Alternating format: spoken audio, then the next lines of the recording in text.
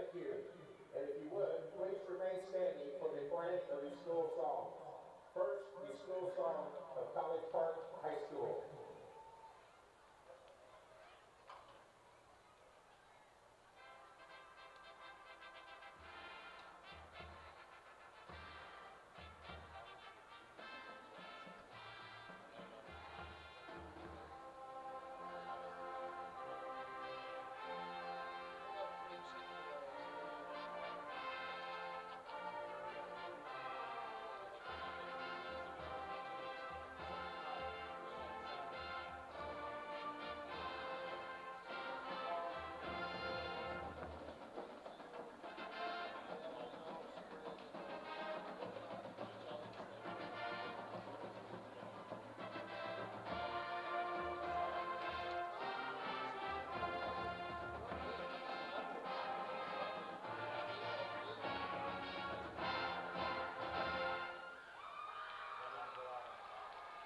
And now, the school song of Oak Ridge High School.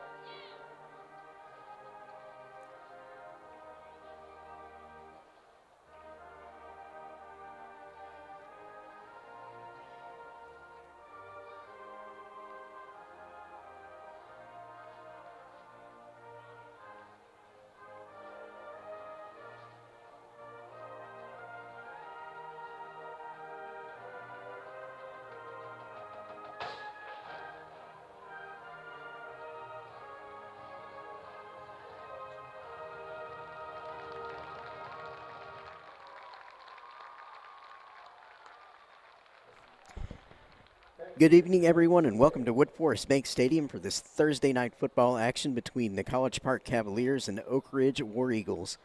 Both teams with identical overall and district records, 5-3 records overall, 3-4 records overall, rather, and both 3-2 in District 13 6A play. We have a lot of playoff implications in this game here tonight, which I will get into closer to kickoff.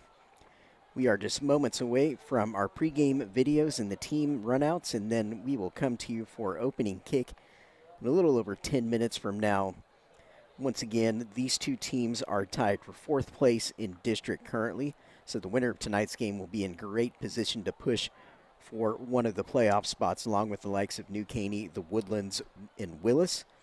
Obviously, College Park, Oak Ridge, and Conroe very much in the mix for the four playoff positions, and there are many scenarios, and I'm going to break it all down for you. I had to sit down yesterday and take notes on all of it just to kind of get it straight for you, and even so, it's still a little bit confusing, so stay tuned for that as we get closer to kickoff. I'll kind of be talking about that as the captains make their way out to midfield. Once again, we'll have our pregame videos running here momentarily. Then we will come back to you as the teams are running out for kickoff. My name is Jeremy McGrill, and I'm thrilled to be bringing you this 13-6-8 district action live from Wood Forest Bank Stadium.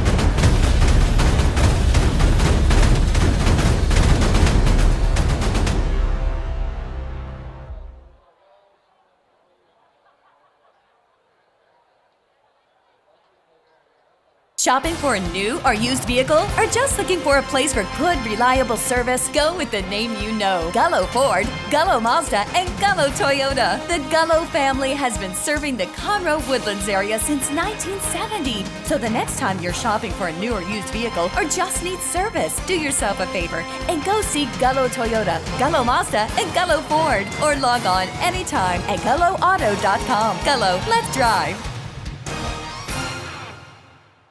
You've got a lot going on, so how do you find time to take care of you? At Houston Methodist, we work around your busy life. There's same-day visits when you're sick, online scheduling with specialists, access to all your records through MyChart, and video visits 24/7 if you need urgent care. Bringing you Houston Methodist's expertise, wherever, whenever you need it. That's the difference between practicing medicine and leading it. Houston Methodist, leading medicine.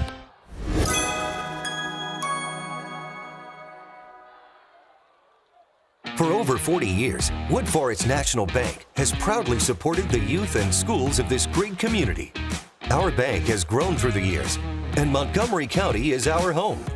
With over 30 convenient branch locations right here in Montgomery County, we are your community bank. Next time you're in the area, stop by and say hi. But for now, sit back and enjoy the game. Our team at Buckaloo Chevrolet works hard every day to deliver a better car buying experience to every single customer. Just check out our reviews. Amazing to work with, great customer service. They really care are just a few of the things our customers are saying about us. So if you're looking for a better selection, a better car buying experience, and of course, a better buy, head to Buckaloo Chevrolet today, one of Houston's fastest growing Chevy dealers. We're on I-45 in Conroe or shop BuckalooChevrolet.com. And remember, it's a better buy at Buckaloo.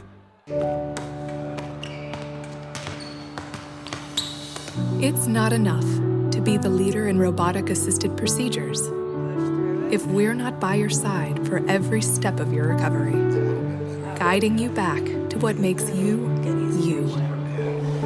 Because it's not enough to replace your knee if we're not getting you to the moments that can't be replaced. Memorial Hermann, advancing health, personalizing care. And welcome back to Wood Forest Bank Stadium. Again, we are a little over 7 minutes away from our opening kick here tonight between the College Park Cavaliers and the Oak Ridge War Eagles. College Park, the visiting team tonight, Oak Ridge, the home team. Both teams should be emerging from the locker rooms here momentarily, and Oak Ridge, of course, as the home team, will get the hype treatment right before we line up for national anthems and then get ready to play some football tonight. Oak Ridge's overall record, 4 wins, 3 losses. College Park right behind them, 3 wins and 4 losses overall. However, both tied with 3-2 records in the district, both tied for 4th place behind New Caney, the Woodlands, and Willis. So obviously tonight's game, huge for both of these teams, and I'm going to get into the details on that here in a little bit once we get closer to kick. Teams emerging from the locker rooms right now, about to run through the tunnel. Help us get started here tonight, which should be an absolutely gorgeous evening made for football. Finally got some cooler temperatures in the area, and both of these teams should appreciate that as they run out and get a little bit chilly for the people in the stands tonight.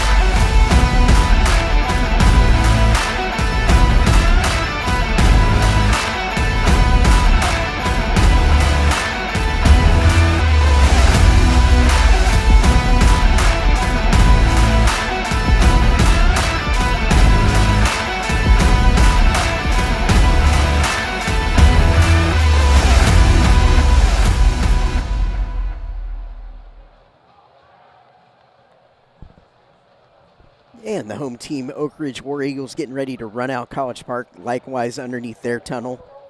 We will get started here tonight in this pivotal 13-6A district encounter. These teams tied for first place in the winner tonight will be in the driver's seat to secure one of those final playoff spots from this district. And I'll break that all down for you here coming up after the teams line up and we get the national anthem done and get closer to our kickoff here tonight. Just a little over 4 minutes away from that time to kick it off. As the teams run down, huddle up, and then line up for the national anthem. We will cut away here quickly and then come back to you once we've done the national anthem.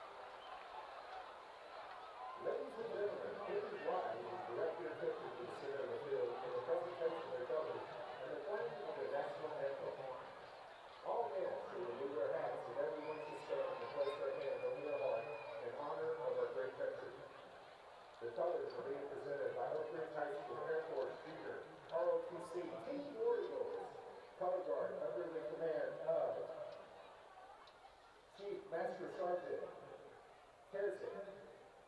Members of the left color guard team are home side, American flag and commander Cadet Caparelli. Texas flag, Cadet Slayton. Right guard, Cadet Aguion. Left guard, Cadet Jackson. Members of the right color guard team are visitor side, American flag and commander Cadet Badak. Texas flag, Cadet Pierce. Right guard, Cadet Kersey.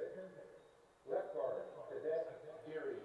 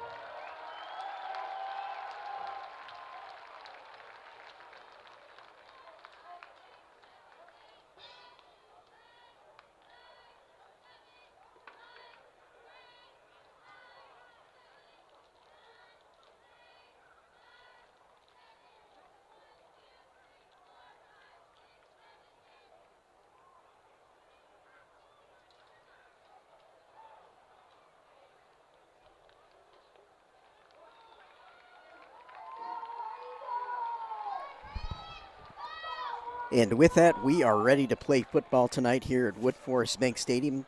My name is Jeremy McGrail, and I'll be guiding you through tonight's action. I was talking about the playoff implications in this game a moment ago, and I'll start going over some of that with you now. It's going to take a little bit into the game to outline it all for you. Such is the case with the potential tie breaks and all of the competition for the last couple of spots in this district, but behind New Caney and the Woodlands at the top of the district. So beginning with Oak Ridge, as mentioned, they are 3-2 in the district, tied with College Park, of course, for fourth place in the district currently. Tiebreak-wise, Oak Ridge picked up that key 49-35 win over Conroe a couple of weeks back. So that is a really strong win for the War Eagles in terms of the tiebreaks. After tonight, Oak Ridge has Caney Creek and Willis remaining. Caney Creek next week on the 28th, and then Willis November 4th for their final regular season game. Meanwhile, College Park, of course, also 3-2 in district. Tiebreak-wise, they have a 49-24 loss to Willis. However, in addition to the game tonight against Oak Ridge, College Park still has New Caney remaining next week on the 28th, followed by Conroe to finish the regular season. So 3 massive games for the Cavaliers to finish the season, but really for everyone still in the playoff race, all the games are massive at this point with a ton of implications. Oak Ridge, if they were to win tonight, would be in great position to secure a playoff spot just because of that big win they got over Conroe High, but obviously still work for them to do even if they get the win tonight. College Park, yeah, this is a win they have to have tonight against Oak Ridge to get a W in the race for the tie breaks. Of course, so far they only have the loss to Willis of the potential teams that could finish tied in district record. So they really need to get this one tonight because obviously it doesn't get any easier next week with New Caney and then finishing with Conroe. So 3 massive games for this Cavalier team.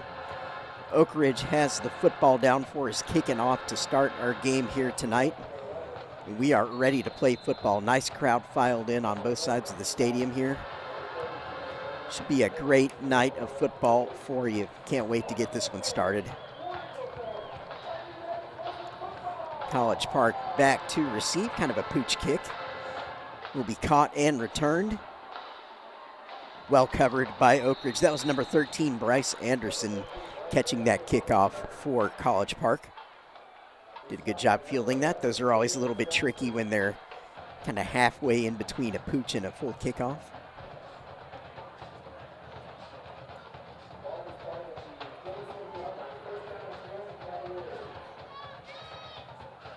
In my view, this district comes down to Willis, College Park, Oak Ridge, and Conroe vying for the final 2 playoff spots. So it's going to get really exciting here starting this weekend in particular. 4 receiver set for College Park to start here. Cam Montgomery quickly out. Into the slot, that's Connor Dunphy on the catch, junior receiver.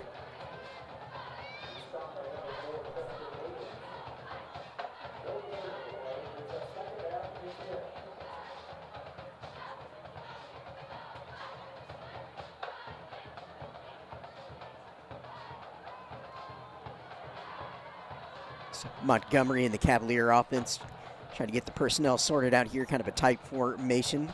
The bunch set down to the bottom of the formation. Showing run up the middle, and they do.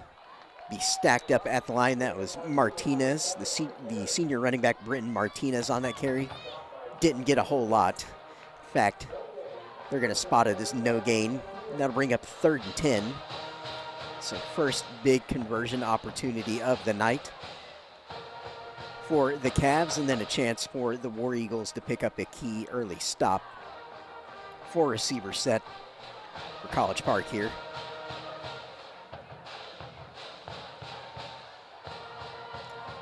Looking deep down the field, no one in the area.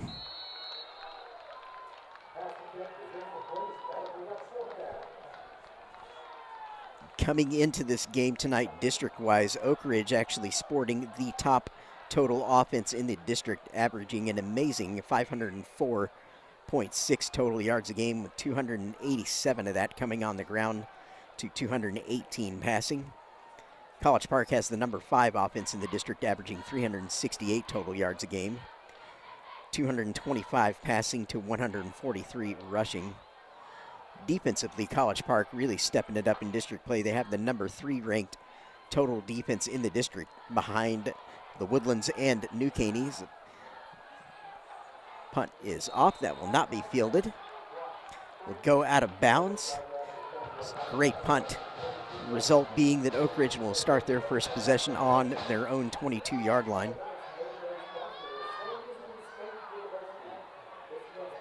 Oak Ridge ranks 5th in the district in defense. Of course, with Oak Ridge averaging 287 yards on the ground, College Park gives up an average of just 131 yards, so rush defense for the Cavs will be huge here tonight. Let's see how they do on this first series after that initial stop by Oak Ridge. Got 3 receivers in the set for Oak Ridge. They're going to get right to the ground game. First carry around the edge. Here goes Frankie Arthur. This is what he does to the sideline. Turns to the corner so well. All the way past the 40 to the 41-yard line. Arthur, a big reason why this Oak Ridge offense has just exploded in district play. Got great balance as a runner. Does such a good job getting around the edge. Pistol formation for Smedley in this Oak Ridge offense. Senior Steve Smedley at quarterback. Handoff, Arthur again. Again, he's going around the right side this time. He's going to hit the sideline. Looking dangerous here in the early going on 2 opening carries.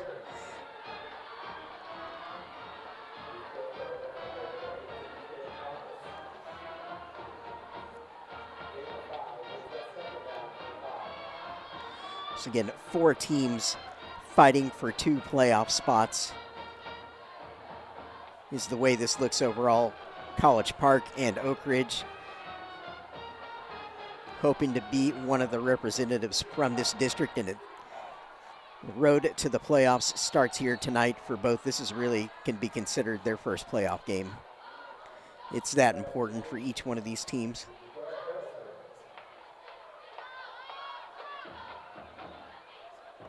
Certainly doesn't end here with what happens tonight, but it will go a long way to determining how this district ultimately shakes out.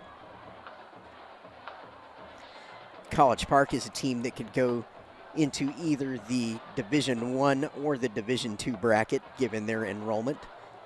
And that depends on whether or not Conroe gets in as well, because Conroe, of course, top enrollment in the district. Conroe is in 6th place right now in the district, 2-3 record. Conroe will play Grand Oaks this week. Caney Creek will play the Woodlands, Cleveland against New Caney, and then, of course, our game here tonight.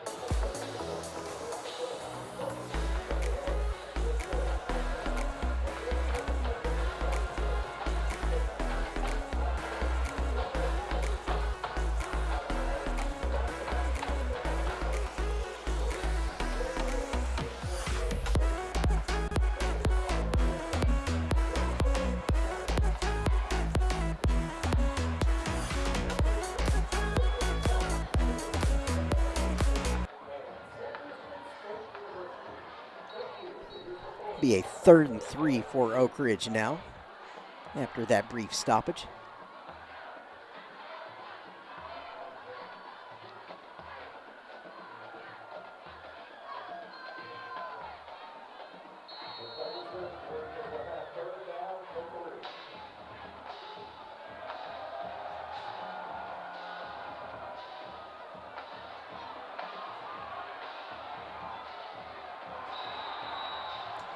Well covered by the Cav defense there to force Smedley out of bounds, bringing up a 4th down. Key stop there by College Park. Oak Ridge was in business with 2 good carries by Arthur and then stall out right at midfield, so really big stop by College Park there. Very well done. And for the Cavs, number 4, the senior defensive back team leader, all-district player, Andrew Powdrell. The solo man back to receive this punt.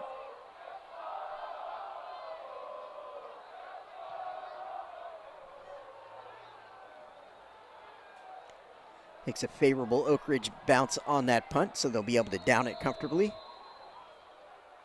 So College Park pinned deep, not ideal field position here on their own 13.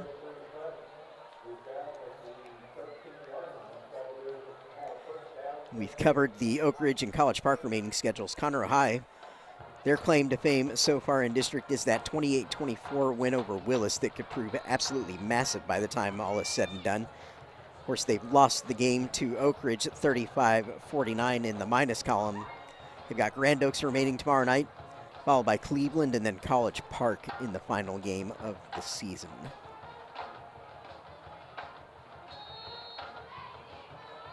And here is Montgomery back out to lead this offense. Going to hand up the middle to Martinez, first carry. Trying to plow ahead, tough yardage. Really good job by Martinez, just churning his legs there, trying to get what he can.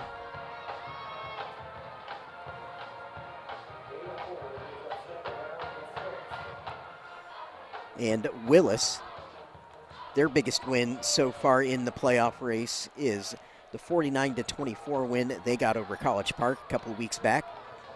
Of course, their minus is the one I just mentioned, that 24-28 loss to Conroe. Remaining on their schedule is the Woodlands, followed by Oak Ridge in the final game of the regular season. They'll have the Woodlands on October 28th. Willis has a bye this week. So the winner of this game here tonight between College Park and Oak Ridge will actually be tied with Willis at 4-2 in district. Sitting in a very nice position as a result.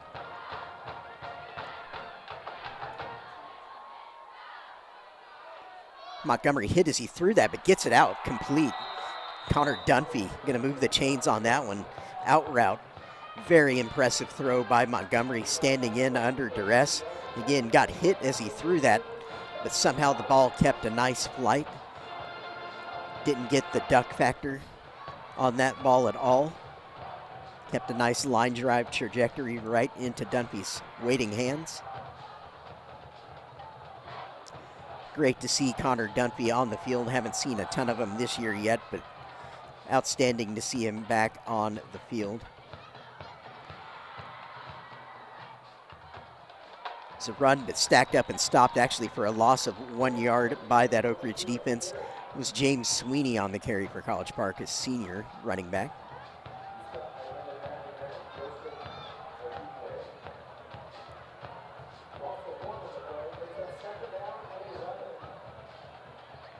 The defense is trying to take control early in this game. As mentioned right when the game started, College Park been outstanding in district play defensively, number 3 in total defense. Oak Ridge is number 5 in total defense, so right in the middle of the pack district-wise. 5 wide. Deep down the middle on a post, receiver falls. Looked like probably incidental contact, no flags. Like the legs got tied up there between DB and receiver.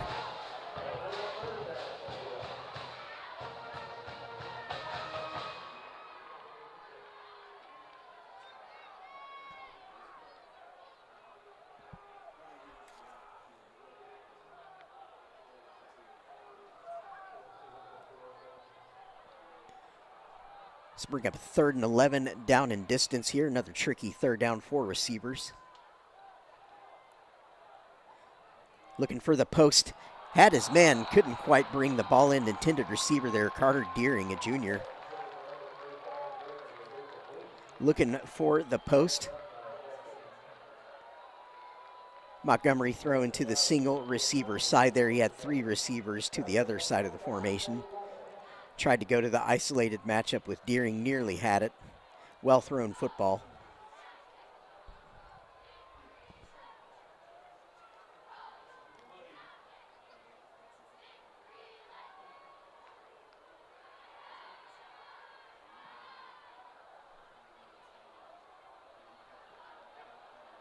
Return for Oak Ridge, looking to get what he can up the left sideline. Not much, well covered by College Park.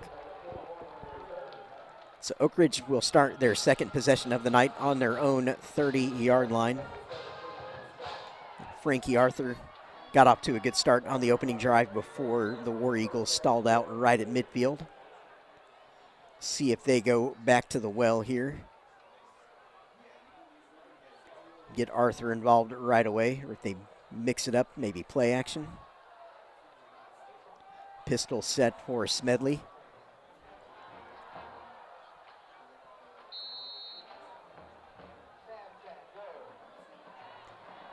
Straight handoff around the left side. Smedley, late flag coming in as Arthur was ushered out of bounds. Thrown in the area of a potential hold. We'll see if that's what the call is.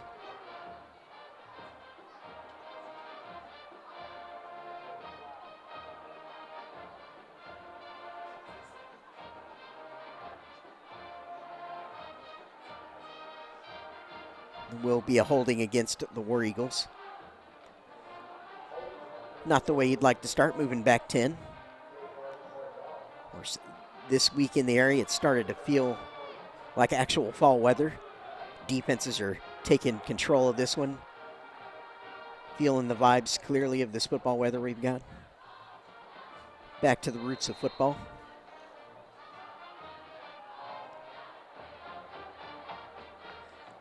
As mentioned, the significance of this game will not be lost on either of these teams clearly. Quick throw to the flat. Nice move in open field there. It was number 3 for Oak Ridge, Tevian Jefferson Jr. on that nice catch and run. Oak Ridge has some receivers who can make a lot happen after the catch. Number 10, Elijah Porter, has really stood out to me this year as well. Senior receiver. Got to keep a close eye on him. Just looks electric every time he gets a chance to do something with the football. 3 receiver set. Some movement and contact. There comes the flag. Could be encroachment against College Park. But was he drawn?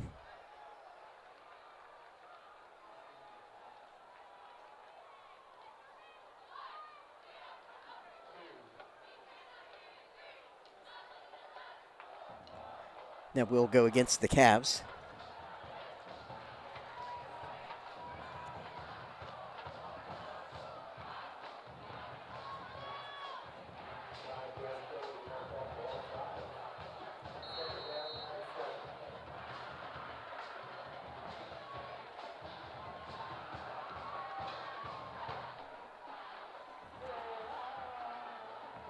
Three receivers set for the War Eagles here. Smedley in the shotgun. He's going to play fake to Arthur and try and scramble around the left side. Not much room, but makes a nice move to get the edge right near the first down, but they're going to mark him out. Looks like a yard short. He needed the 40. They're marking him on the 39. Now, I mentioned a minute ago that College Park could go either to Division I or Division II playoffs, depending on whether or not Conroe gets in, because if Conroe gets in, then College Park would be a Division II team, because Conroe and the Woodlands would be the D1 reps in that scenario. New Caney would be the D2 rep. That is well stopped by College Park, knifing into the backfield. They're going to bring up another 4th down. Still scoreless on the scoreboard with a little over 4.5 minutes remaining in our first quarter tonight. Oak Ridge punt team back. And Oak Ridge, shockingly, given their enrollment is just a little over 2,600 listed here, they also have a shot to go Division I, depending on how the 4 playoff teams shake out. So the punt is away.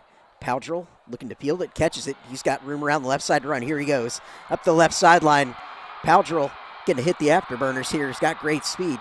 Puts his shoulder down, going to have a great return. No flags on the field. The Cavs in business. He's one of the more impressive players in this district to me, just what he does defensively, and you see his talent there in the return game. Enjoyed watching him play both last year and, of course, this year as a senior. All district for a reason. College Park going to start this drive on the 30. And the way Oak Ridge goes Division I is if the playoff representatives are New Caney, the Woodlands, Oak Ridge, and Willis, then Oak Ridge is a Division I team. And it would be New Caney and Willis going to Division II.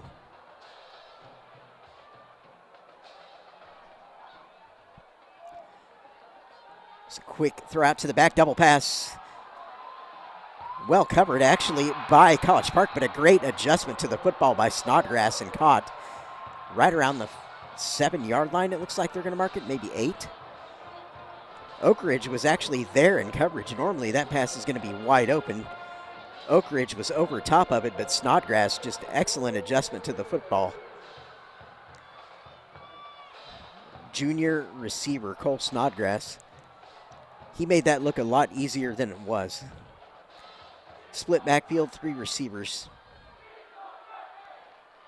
That'll be a run up the middle, plowing forward as they push him. And that is James Sweeney on the carry, senior running back. Inside the 5, down to the 4.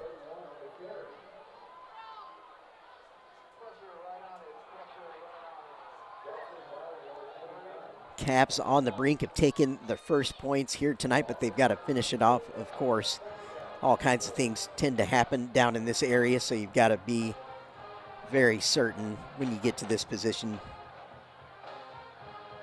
Montgomery going to hand it off again, spins forward, not going to get to the end zone, be right about just inside the 2, it looks like. Britton Martinez on that carry.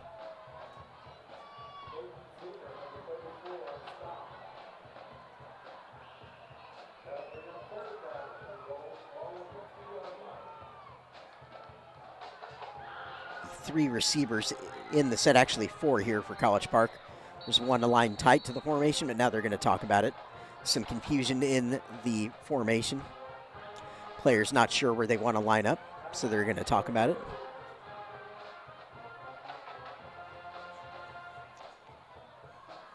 As I was just mentioning a minute ago, one of the things that intrigues me the most about this playoff race, particularly for the final 2 spots, is the fact that teams like College Park and Oak Ridge can go to either bracket, depending on how things ultimately shake out. Of course, Conroe, with the largest enrollment in the district, is the biggest wild card kind of in that pack that's racing for one of the last 2 playoff spots in the district.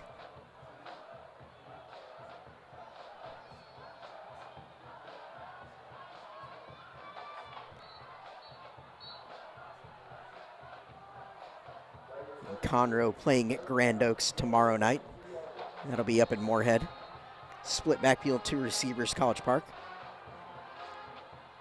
Handoff going up the middle, pushing forward. They're going to spot him just short. Looked like he may have had it there for a second, but he's getting a short spot. And this is going to bring up a 4th and goal.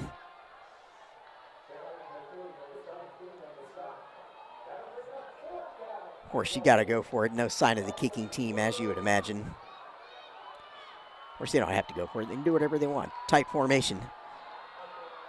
Montgomery.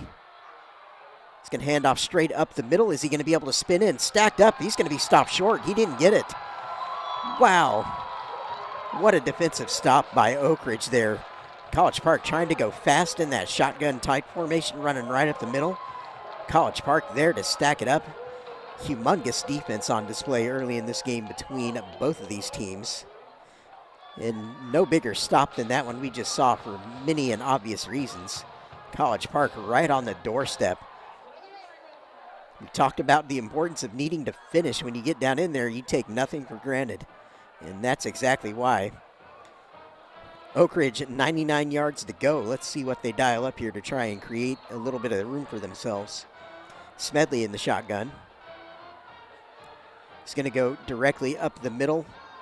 The dive to Arthur, trying to make a little space. It's actually Braylon Harrell, number 9 on the carry there. Got him in the game as senior.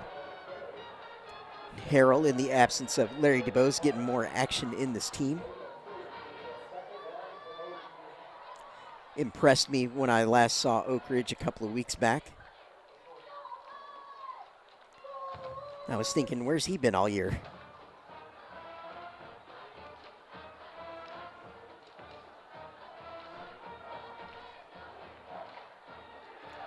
Smedley, quick throw out. Well stacked up and defended by College Park.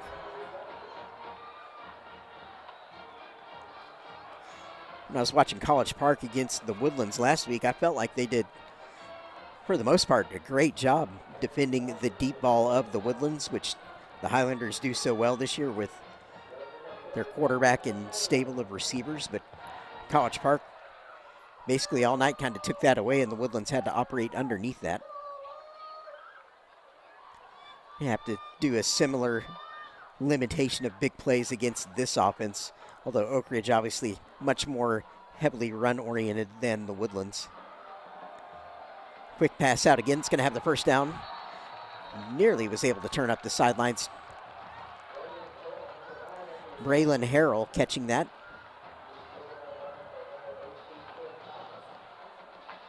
There is a flag on that far sideline that I'm just now seeing. It's going to go against Oak Ridge. Holding. That is a very inopportune call. Had the first down, and now they're getting backed up basically to nearly where they started. Going to be right on the 5-yard line, so a little bit of room to work with, but 3rd and 6 instead of a first down. Like Oak Ridge will have potentially 5 receivers in the set here, empty backfield. See if they motion anybody across.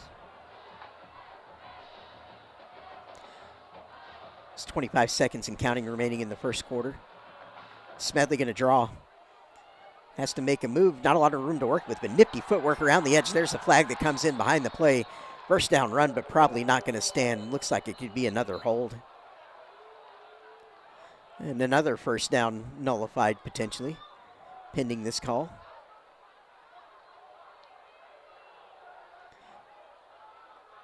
Personal foul.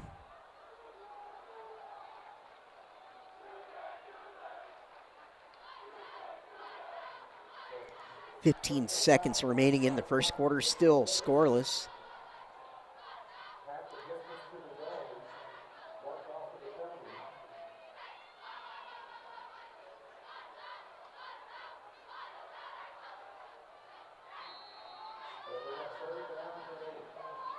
Third and 8 down in distance. There's 4 receivers in the set for Smedley. He's looking deep down the field, picks out a man over the seam. Beautiful throw, and he's into the open field. Off to the races. Can he make another man miss? This is number 1, Jaquel Harrison, making a move, staying on alive at the 50, all the way into College Park territory. What a massive spot there by the quarterback, Steve Smedley. He had to wait for that to develop, but touched in an absolutely gorgeous throw up the seam. Ball just falls asleep in the hands of Harrison. It was so well thrown there by Smedley. Excellent touch. Clearly the biggest offensive play of the football game so far there. Pinned deep. Had to make something happen after losing 2 first downs to penalty.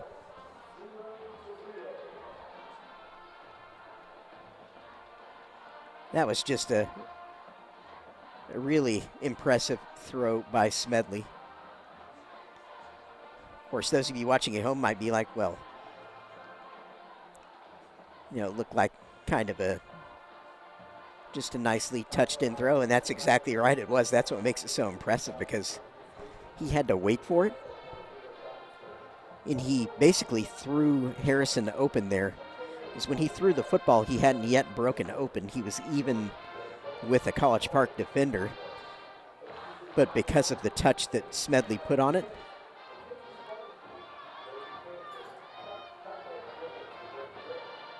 he was able to guide Harrison into the open space, and obviously tremendous job after the catch by Harrison, staying alive, making a few moves.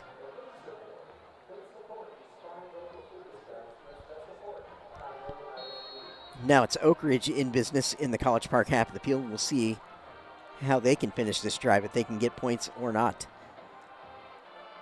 Smedley rolling out, looking for the flat, and nicely caught ball by Tevian Jefferson. Snatched that one out of the air. He's going to have another first down, or maybe just short, actually. Looks like half a yard short.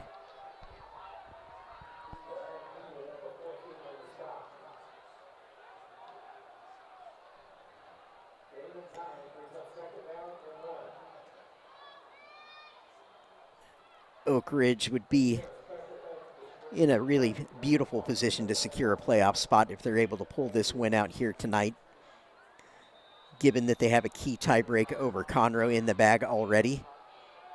So if they were able to secure another key win here tonight, would go a long way to helping their cause. Again, the remaining schedule for Oak Ridge after tonight reads Caney Creek next week on the 28th, and then Willis, final game of the regular season.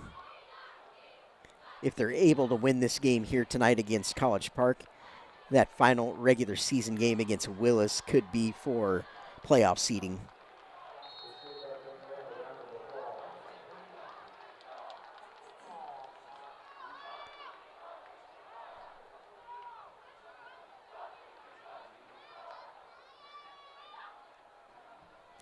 In my mind, the most likely scenario would be New Caney, the Woodlands, Willis, and Oak Ridge making the playoffs in that scenario. Still a ton to sort out. Throw, Porter getting his hands on the ball for the first time, going to move the chains. Quick throw out. Oak Ridge working in the pass here now more after starting heavy to Arthur. Trying to get the College Park defense on their heels. Keep them guessing.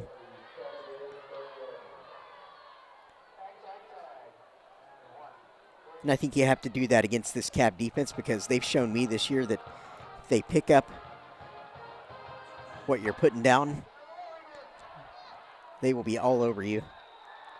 It's a nice run up the middle, close to another first down by Arthur. Knee just touched down. He's trying to continue on Barry Sanders style.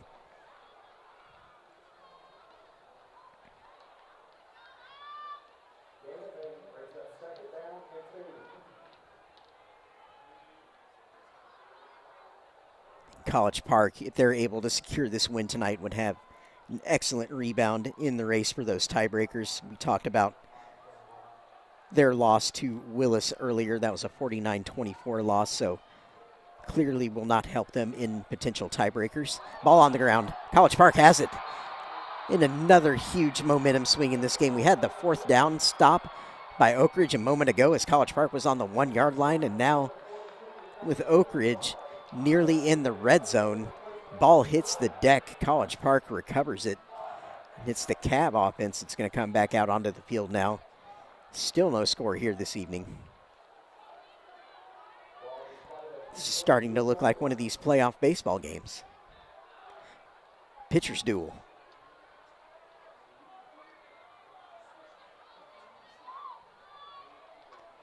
As I was just mentioning a moment ago, College Park needing one of these key tiebreak wins, and this would be absolutely enormous here tonight if they're able to pull this one off. Again, that remaining schedule reads New Caney next week, followed by Conroe to finish the regular season. So just a massive 3 weeks for College Park here. 4 receivers in the set. It's Montgomery steps up in the pocket, throws deep down the post, nearly had it land there. It was number 1 Lamont Payne, intended receiver. It's a really nice job of QB play by Montgomery there, showing some maturity to step up in the pocket. Nearly dropped in a beautiful throw there to Payne.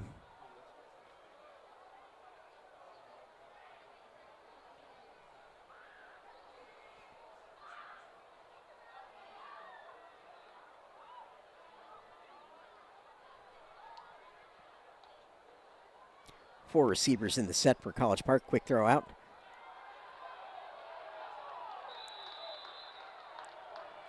It's number 86 on the reception for College Park. These quick throws that you're seeing from both of these offenses are essentially run substitutes. Get the ball out quickly to the edge. Let the receiver try and make something happen after the catch. 3rd and 4 now down in distance. Key conversion time for the Cavs. 3 receivers in the set, split backfield. Montgomery play action under heavy pressure. He's going to go down with a sack. Huge defensive play by the War Eagles there. Going to bring a 4th down and a punt situation for College Park.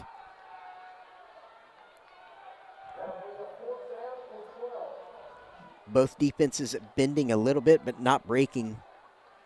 Really on College Park's best opportunity to score of the night so far. It was actually set up on a great punt return by Andrew Powdrell.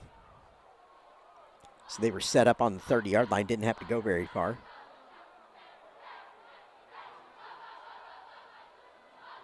Snodgrass going to boot it away for College Park. End over end. Going to get a favorable bounce. Out of bounds. They're going to call that one spotted at the 33.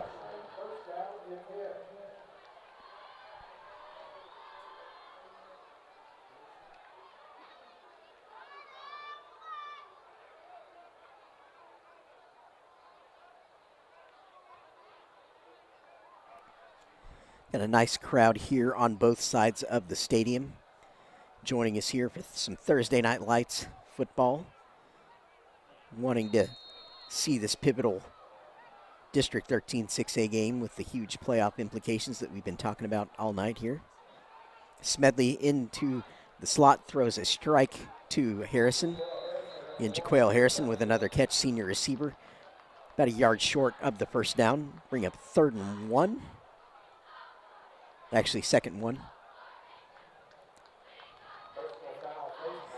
Personal foul face mask going to tack on the first down yardage, so chains will move. And the War Eagles will enter the College Park half of the field as a result.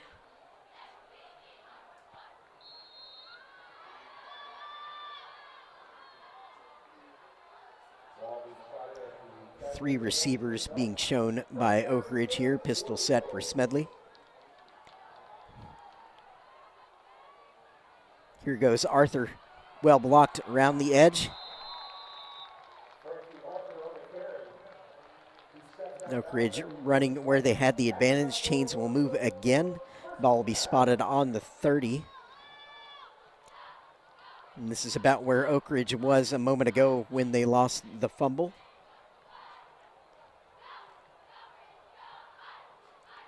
Four receivers set for the War Eagles here. Got 3 to the top side of the formation, 1 isolated receiver to the other side. Arthur around the right side, going to try and hit the edge. Forced out of bounds there by Powdrell. Pick up a few 4 yards they're going to give him there. So we'll have a brief break in the action here. Player can receive some attention. Good to see up under his own power. Always hope for nothing serious there. The trainers do such a good job taking care of the players really all week. Not just here on Friday nights, but throughout the week during practice, so they deserve a lot of plaudits for the job they do.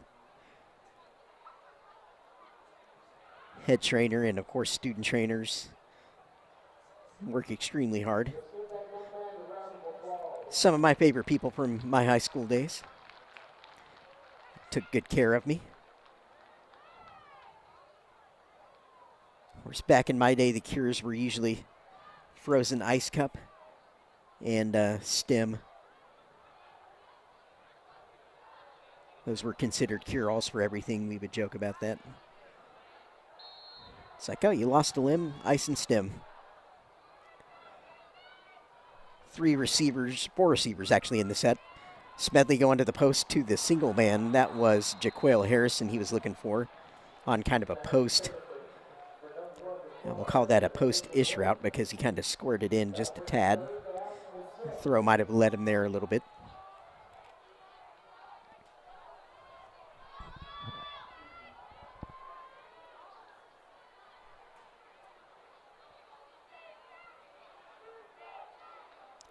Three receivers in the set here. 3rd and 6. Big conversion opportunity. Going to be a run to Arthur. Slips the first tackle, but can't get first down yardage. This is going to bring up a really interesting call for Oak Ridge.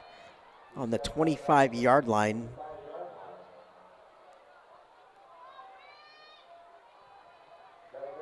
Be about a 42-yard kick from this range if they brought the field goal unit out. Signals coming in. They look like they're going to keep the offense out and run a play. Makes sense.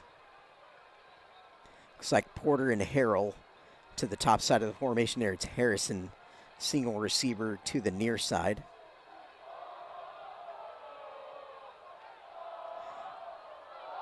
It's supposed to be an RPO. Throw goes behind the receiver who actually had broken wide open. They could have been a little more patient with that. Would have been an easy pitch and catch for a touchdown. There was no one around Harrell. That's one they'll come back to. Again, it looked like one of those RPO style plays. But it could have just been a pass all the way. You would have expected that on that down and distance for it to be a straight pass. So defense is continuing to dominate here, and we are still 0-0. You are not seeing things on your screen. No score here tonight. 4 receivers in the set for College Park. Really nice, tough run there. Looked like 22.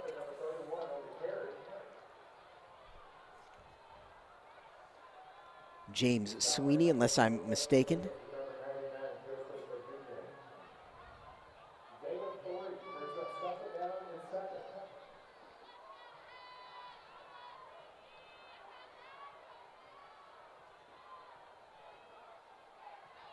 It's Montgomery back to pass. Throwing over the middle to Dunphy. Heavy traffic.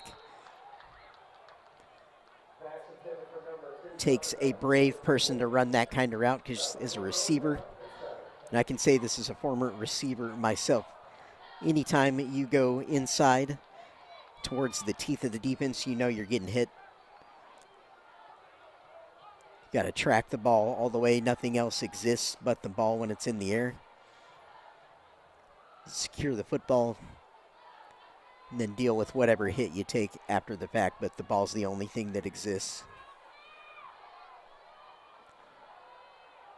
Empty set for Montgomery, looking deep down the field. Dunphy nearly dropped it into his outside shoulder there.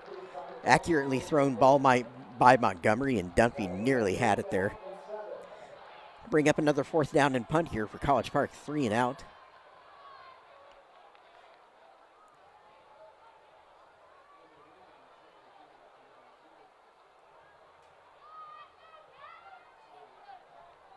The Astros playing here tonight against the Yankees. These teams, again, kind of playing a little pitcher's duel out here tonight on the field.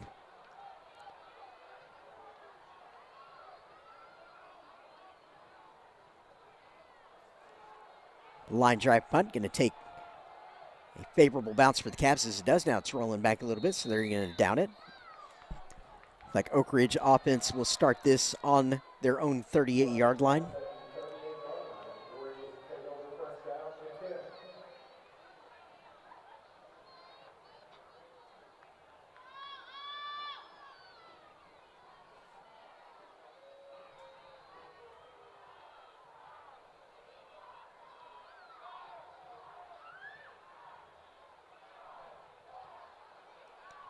Like Oak Ridge is going to start here in a 4-receiver set. 1st and 10. Throw to the flat, caught by Arthur. Can he get around the corner? Does a good job navigating there. Gained 4 yards.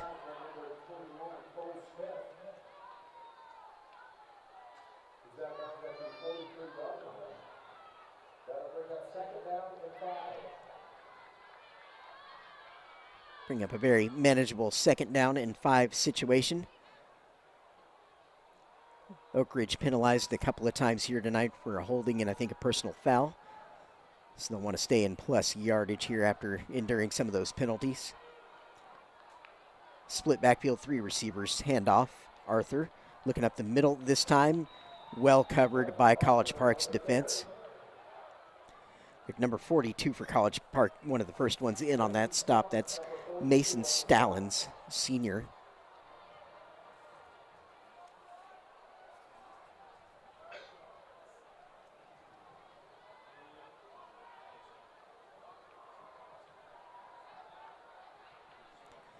And appreciate all of you joining us on this Conroe ISD Athletics live stream. Hit that thumbs up, like the video, hit the bell to subscribe to the channel for Conroe ISD Athletics. Smedley back to pass, looking over the middle, fits it in there, tight window. It's going to move the chains.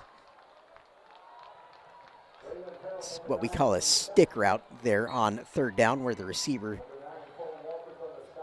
is charged with running his route, ideally 2 yards past the line of scrimmage before he presents to the quarterback as a target.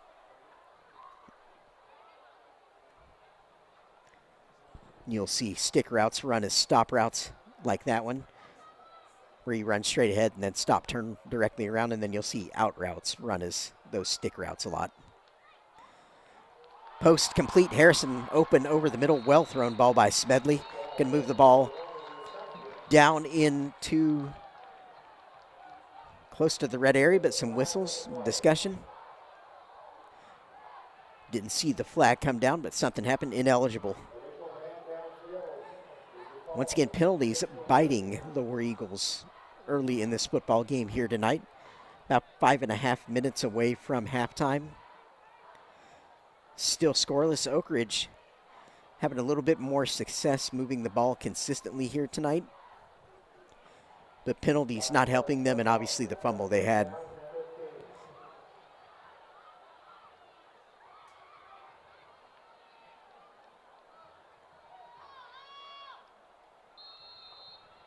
Again, the call there was ineligible man downfield.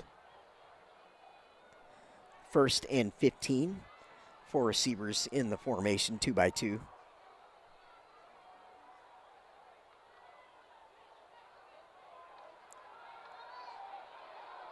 Smedley rolling right, nothing to pass, so he's going to break down the field, gets loose. Showing nice elusiveness here tonight. Pick up the penalty yards back, +5. Bring up 3rd and 5. 2nd and 5, rather. That was a first down play.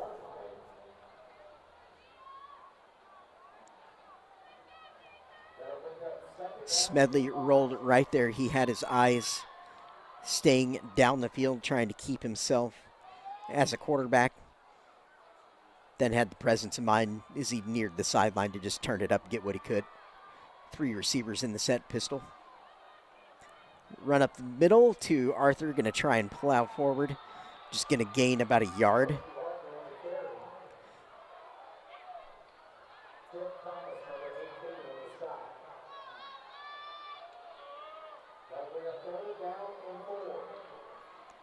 Third and 4 down in distance.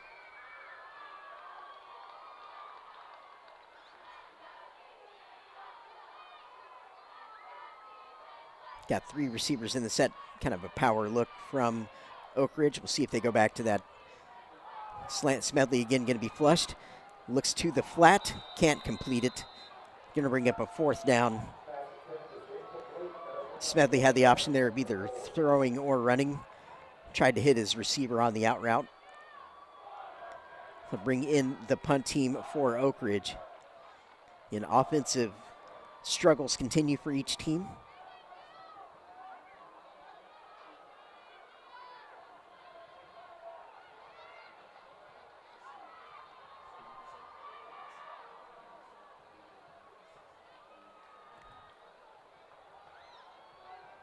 Kick will not be fielded. It's going to slow down and just be ideal for Oak Ridge. What a punt. It's just going to roll to sleep there about the 6-yard line. College Park pinned deep. No favors given. Outstanding punt by Oak Ridge there. Can't do it any better than that. That's going to get an award when the special teams badges are given out for the week.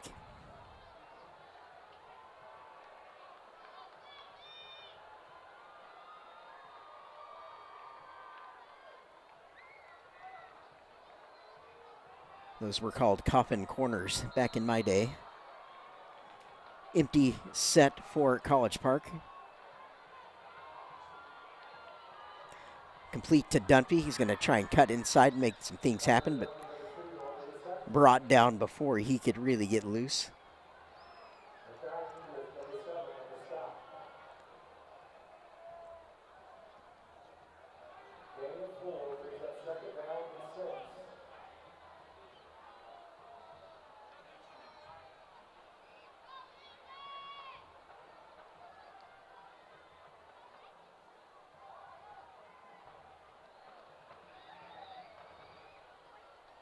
Split backfield, 3 receivers in the set for College Park, right up the middle.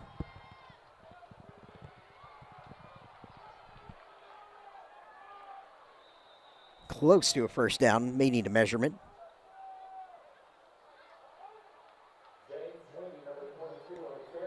James Sweeney, number 22, senior running back on that carry. It will be just short.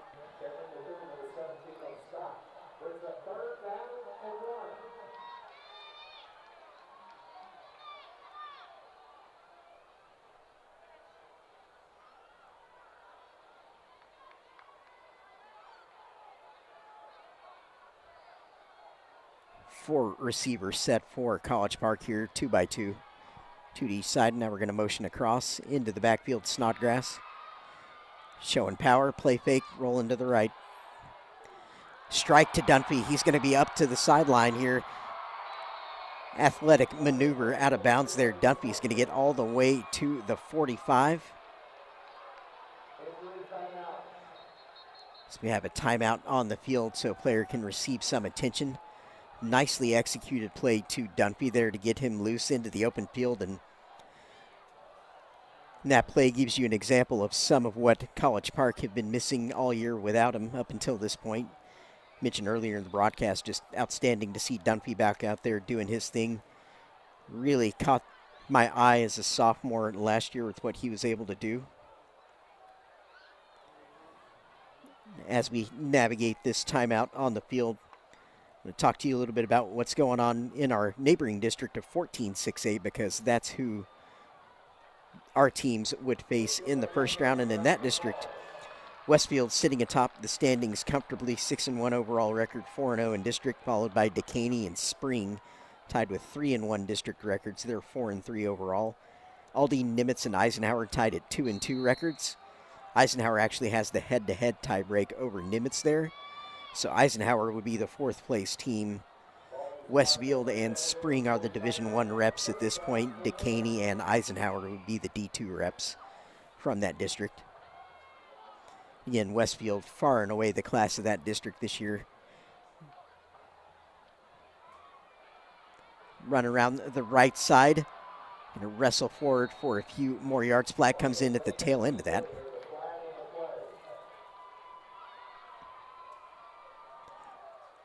It's going to go against College Park.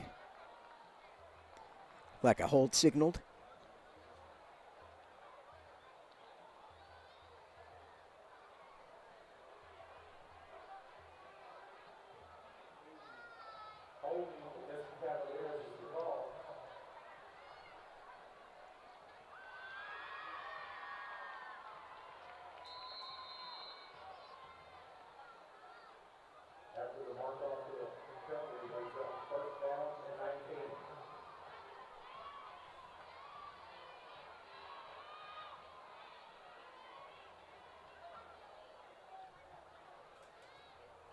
Mickey Wells, a senior, now in at quarterback for College Park after Montgomery had to check out.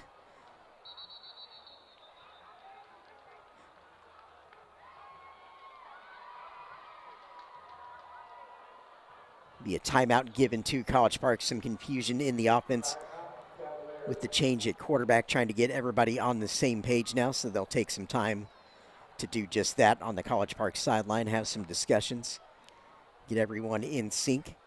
Never easy to have to put in a new quarterback during the course of the game. Go to the dance camp.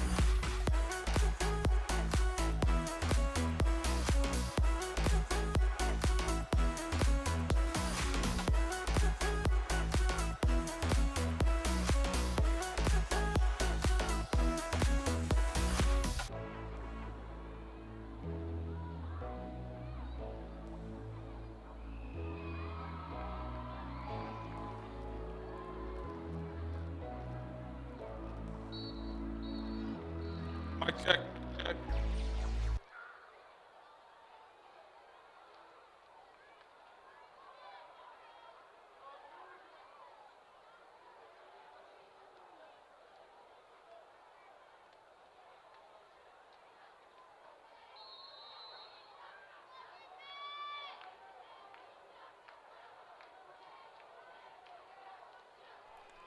The College Park offense back on the field. Empty set, 5 wide receivers.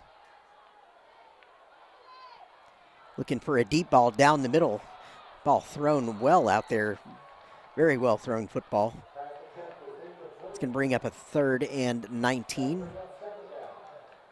Wells just rearing back and throwing that one a long distance down the field there, showing his arm strength.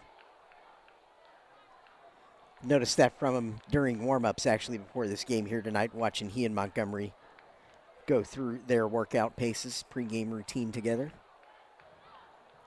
Looked like he had a lively arm.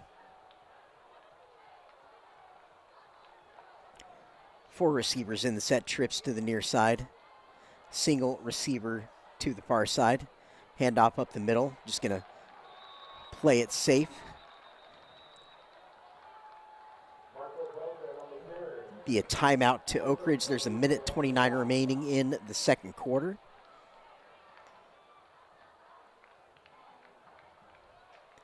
This might be a good opportunity for Oak Ridge to try and bring some pressure after the punt. We'll see how aggressive they get with it.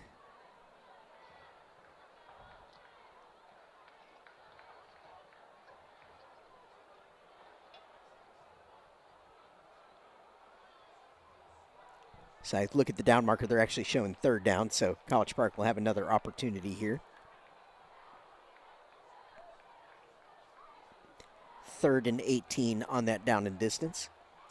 In district action outside of our game here tonight, we have Cleveland at New Caney tomorrow, along with Caney Creek at the Woodlands right here at Woodforest Bank Stadium. And then Conroe against Grand Oaks, and that game will be taking place up at Moorhead tomorrow. Willis, the team in the district with the bye.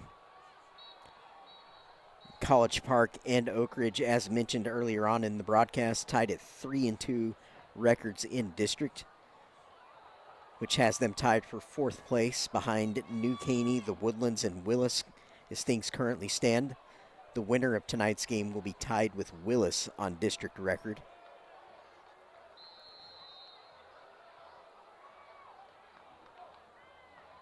Five receivers in the set. Again, back for a deep ball. Going to sling it deep again. Plenty of Oak Ridge defenders back in the area. Ball is hits the deck. Flag comes in at the very end. They're going to look like to be thrown in the area of a potential interference. We'll see what the call is. Thrown in the secondary.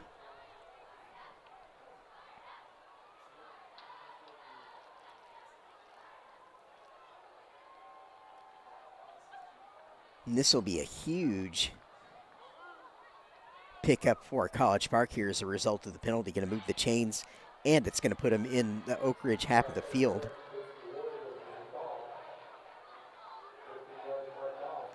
So again, both teams dealing with a lot of adversity, a lot of momentum swings here tonight.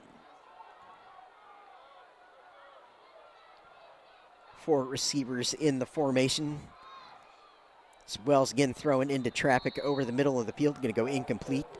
Like Snodgrass, Cole Snodgrass, the junior receiver, was the closest man.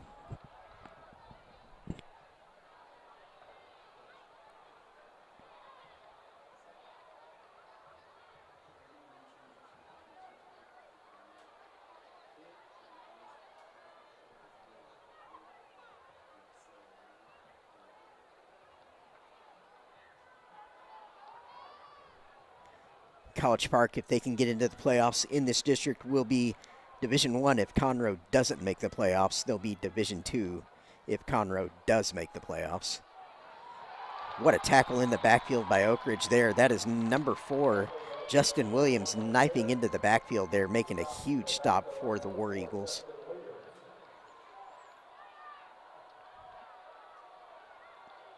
And Oak Ridge will be Division I if both College Park and Conroe miss the playoffs, which would mean New Caney, the Woodlands, and Willis get in. And I think that's actually the most likely scenario if Oak Ridge were to win this game tonight and ultimately secure a playoff spot. The ball batted down there, incomplete pass. Again, Oak Ridge bringing the pressure. They're going to take us to a 4th down, so War Eagle defense stepping up there. 30 seconds exactly remaining until half. Bring back on Snodgrass and the punt team for the Cavs.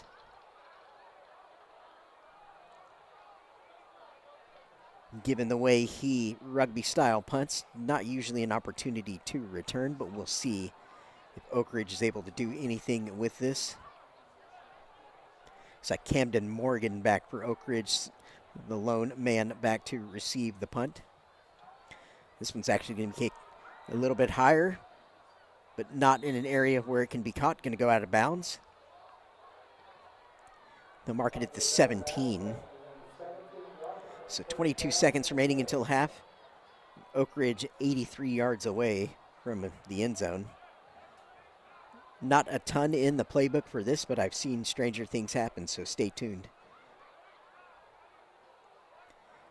We appreciate all of you joining us on this Conroe ISD live stream. Please like the video, hit that thumbs up, hit the bell to subscribe to the YouTube channels. We have options for both Wood Forest Bank Stadium and Moorhead, so subscribe to both of those, and also find us on Instagram and Twitter.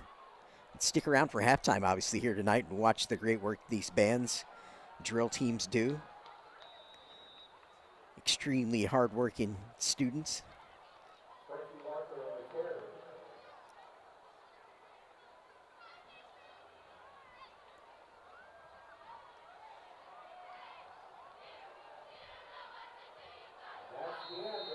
And that'll take us to halftime. We are scoreless. 0-0.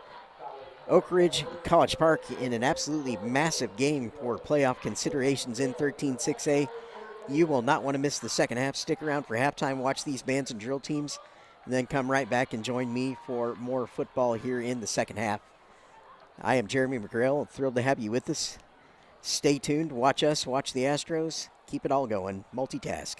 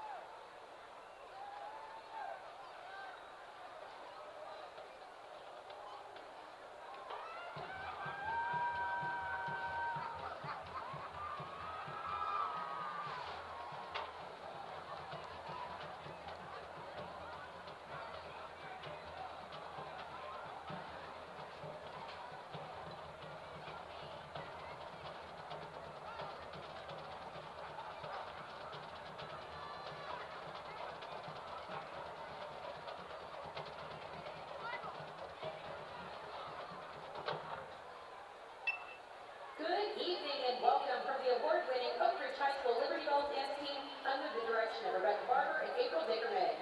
The 2022-2023 Liberty Bell officers are Cameron Cody, Lieutenant; Molly Duff, Lieutenant; Evelyn Munoz, Lieutenant; Cheyenne Mileto, Lieutenant; Emily McQuiller, Major; Chloe Fetterland, Lieutenant Colonel; Kayla Bessard, Colonel. The spirit girl of the week is Ashlyn Burton, and the dancer of the week is Annalisa Sestacia. Now sit back and enjoy the Liberty Bell kick routine to the catch-up pop hit, We Are Who We Are. Take it away, ladies.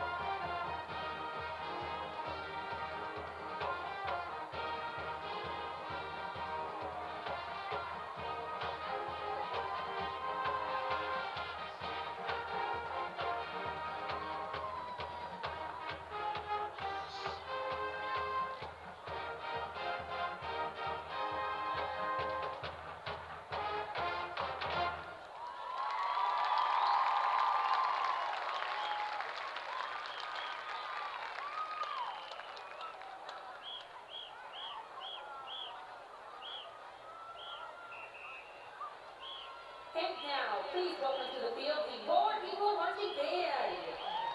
The band is under the direction of drum majors Sophie McQuiller, Nathan Pierce, Brooklyn Herman, and Aldo Villanueva. Officer of the week is Amon Elijah. Marcher of the week is David Villatoro. War Eaglet of the week is Manny Flores. Guard member of the week is Maddie Knight. And the section of the week is the Tuba Euphonium section. We would like to thank our friends at Ames Cleaners for helping us look so fresh and clean all season long. And now, sit back and relax as the War Eagle Band performs a portion of their 2022 field show titled Up, Up, and Away. Take it away, War Eagle Band.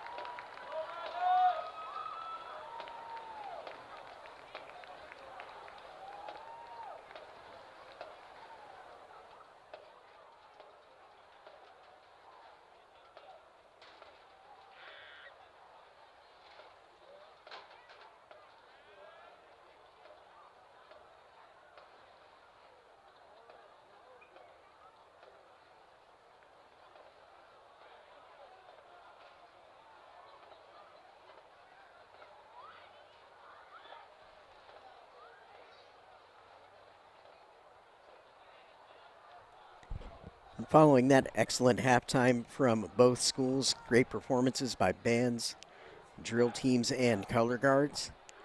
Just moments away from the start of our second half here tonight. About 2 minutes and 50 seconds away from resuming action here.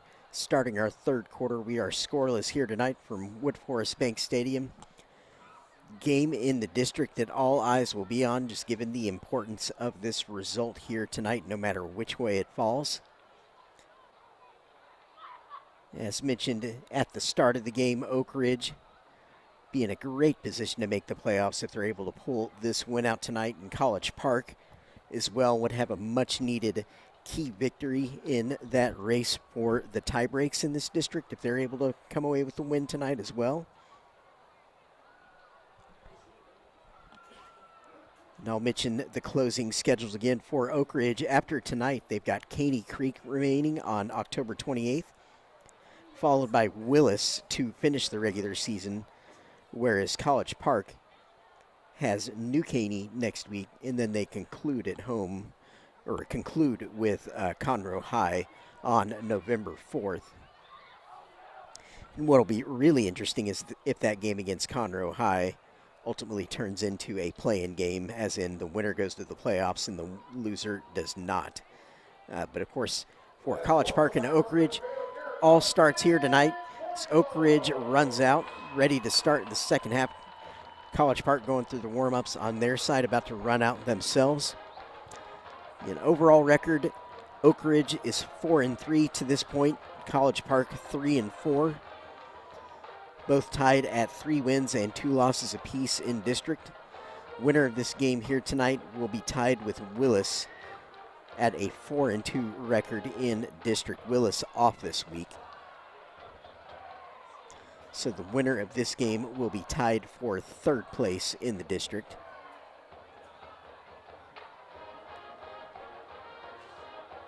You mentioned a little earlier on that College Park played Willis a couple weeks back. Lost that game 49-24. Oak Ridge, of course, yet to play Willis. As mentioned a moment ago, they're going to play Willis in their final regular season game.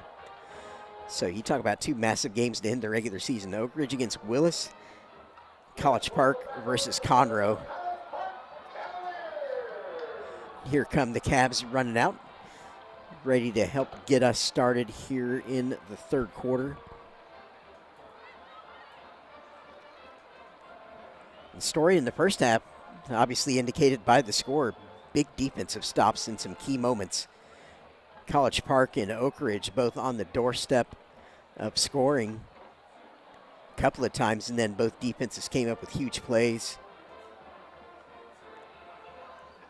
Oak Ridge came closest, or College Park rather, came closest to scoring. Had the ball on the 1-yard line of Oak Ridge, and then Oak Ridge defense came up with a humongous 4th down stop to turn over possession. Oak Ridge themselves drove into the College Park half of the field on a couple of occasions there in the first half, had a fumble in one of their drives. And I believe a 4th down stop ended another.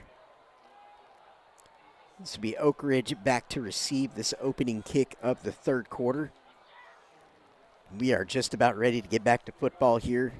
We thank you all for joining us on this Conroe ISD live stream here tonight. And if you haven't already, be sure and like the video. Hit the bell to subscribe to the channel for Conroe ISD Athletics on both the Moorhead and the Wood Forest Stadium channels. Also find us on Instagram and Twitter. Conroe ISD Athletics. And here we go, second half kickoff. Again, all to play for both of these teams here in the second half. Their playoff dreams on the line. Steve Smedley and the War Eagles take the field.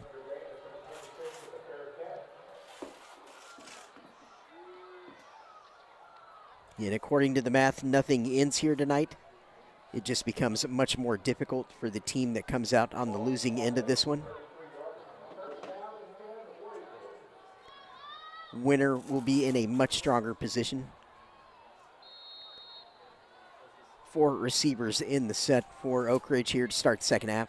Quick throw out, Smedley complete. That's Braylon Harrell on the catch, senior. Gain of 7 on that play.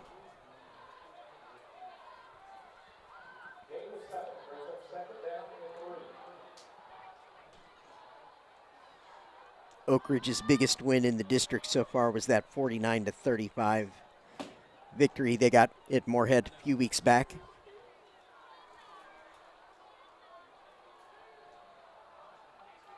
Three receivers in the set motion out of the backfield. Going to throw quick hitch to Porter. Going to get up the sideline, get more into the College Park half of the field. That'll move the chains. First down, War Eagles.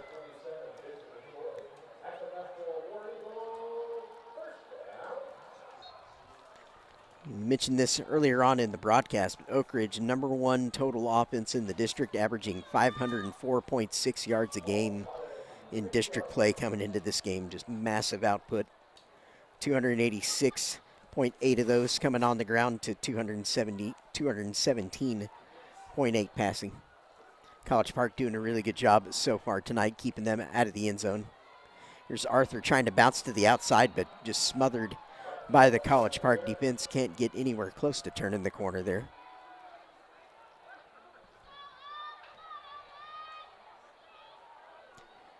College Park showing why they're the #3 total offense or total defense in the district rather here tonight, with the way they've been able to keep the War Eagles off the scoreboard so far. Really impressive turn by the Cavs in district play to become that #3 total defense behind only the Woodlands and New Caney, who are two pretty outstanding defensive teams. Wide open post caught. That's Tevian Jefferson. He's going into the end zone untouched. And we are off the mark here on the scoreboard tonight. And apologies, that was Braylon Harrell on that catch, wide open on the post route. Touched in beautifully by Smedley there.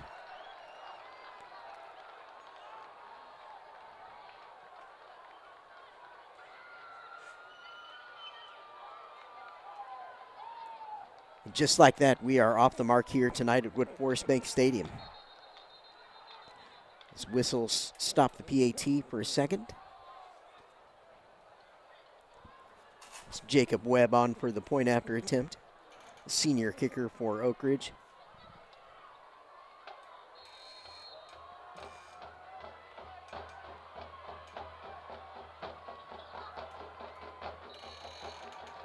And that kick will be good, so the score will go to Oak Ridge 7, College Park 0 after that touchdown.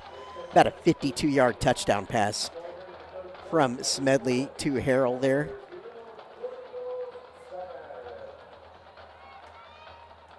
Found the gap in the coverage again.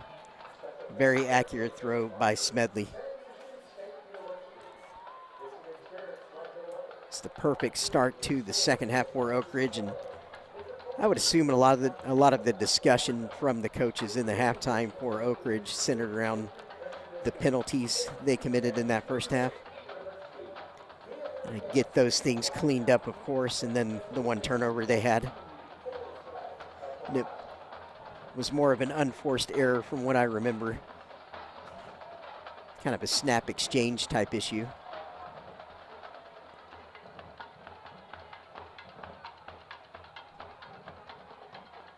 Placing the ball down, Manuel Arielle and Joku, senior for the War Eagles, handles most of the kickoffs, whereas Jacob Webb does the place kicking, field goals, PATs. Pooch kick going to go out of bounds.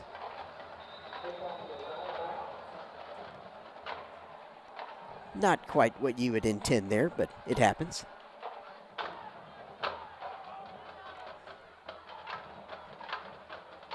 The Cab offense here facing the Prospect for the first time tonight, having to answer a score. Back out at quarterback for College Park will be number 19, Mickey Wells, checked in during the first half.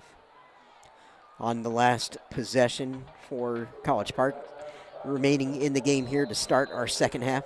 3 receivers in his formation. Fake handoff, quick throw out, complete Good job after the catch. It's number 3, Carter Deering, the junior receiver, doing a really good job keeping himself alive, not just running out of bounds. Stayed in bounds and got the first down. Ball right at midfield. One play in College Park, already in business. 4 receivers in the set now, 3 to the near side. Single receiver up top. Dunphy motioning into the backfield now, jet sweep. Trying to turn the corner, manages to do it just a bit, enough to get a few yards. Kind of Dunphy making something out of not very much there.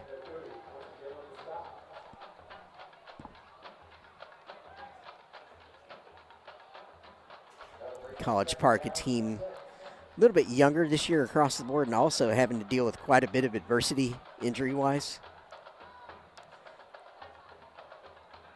It's pass complete to Dunphy. So he's going to show some great effort to try and wriggle ahead for the first down. He'll be a yard short. So I think you have to be impressed with the way this Cap team has competed this year. Be about a half yard to go actually for the third down. 40 is the line to gain. You can see the ball there spotted on the 39.5. A few times I've watched College Park this year, been lucky enough to call their games. Seen Oak Ridge about the same amount of times. Been impressed with the College Park development from that first game I watched against Cinco Ranch, where they kind of took one on the chin in that game. Run will go ahead for a first down. Chains move inside the 40 of Oak Ridge with that carry, down to the 39.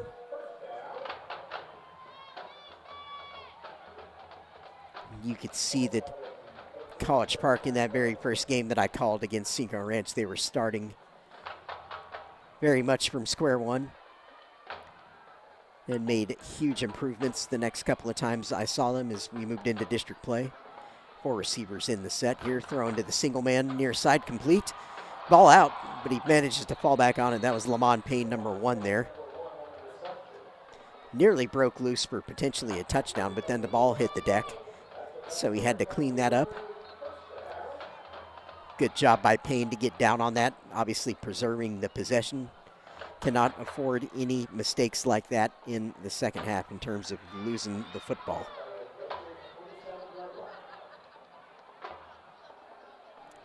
Three receivers in the formation here, going to motion Snodgrass across there, showing the sweep to the back.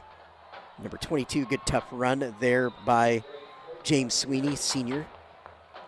Getting low.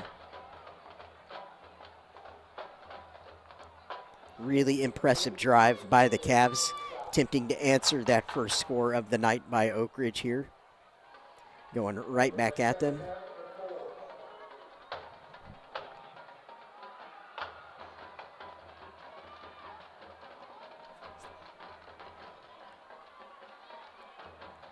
Run up the middle as Sweeney will try and plow forward. Going to pick up just a yard on that.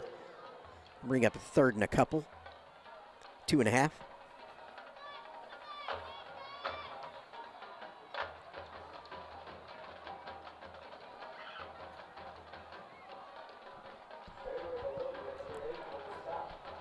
Now, I would say from looking at the standings in this district, given there are 4 teams competing for those final 2 playoff spots, in all likelihood, tie breaks will come into play. That's why games like tonight are just massive as they shape the entire outcome. Quick throw out. Snodgrass going to turn the corner, keep his feet. He's going to go up the sideline, still in bounds. Actually didn't think he realized it there, but they're now going to mark him out. Down to the 7-yard line, it looks like, is the spot. Nice play design there by the Cavs. Slipping the big target out into the flat area. 4 receivers in the set, 2 to each side, 2 by 2.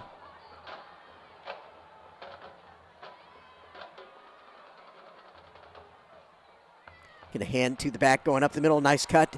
Bounces off a defender, tries to spin ahead for the touchdown. Does he have it? Yes, he does. Touchdown, James Sweeney. College Park answers the Oak Ridge score right back with immediate effect.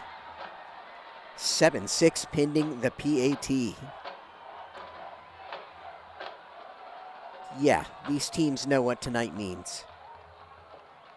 Gonna scratch and claw for this result, do everything they can. Jacob Bateman on for the kick for College Park. High snap. Good job by the holder. And the kick is good. We are right back where we started, tied 7 apiece now. No longer the 0-0 it was there for the entire first half.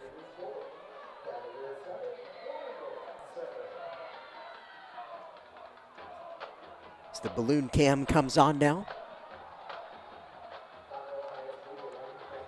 See if anyone's up for it in the crowd. Not sure. Back's turned.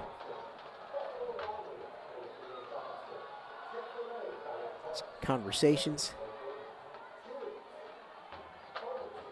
There we go. There's a little bit of interaction. Always have to go to the bands normally. Bands are usually down for just about anything.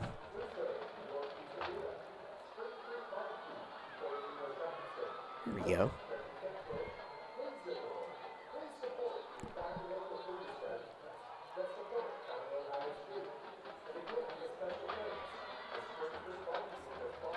It'll be Luke Greenwald placing the football down for College Park here to send it back to Oak Ridge, having immediately answered the War Eagle score with a score of their own. Very good football game we have playing out in front of us here. Pooch kick, fair caught. That was 21. Camden Morgan securing that football for the War Eagles. Going to start on their own 29, it looks like will be the spot.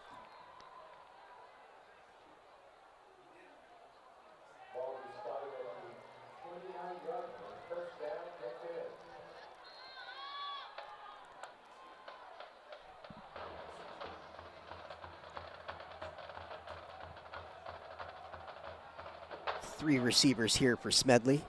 Very successful drive for Oak Ridge to start the second half, so they're going to go back to the well. Late flag coming in. Professional throw there from the head official. Sending the flag in line drive style. Early indications. Face mask against College Park. There's a massive penalty. That can ignite a drive for the offense. Going to walk it all the way out to the 46-yard line. Obvious inopportune penalty there for College Park.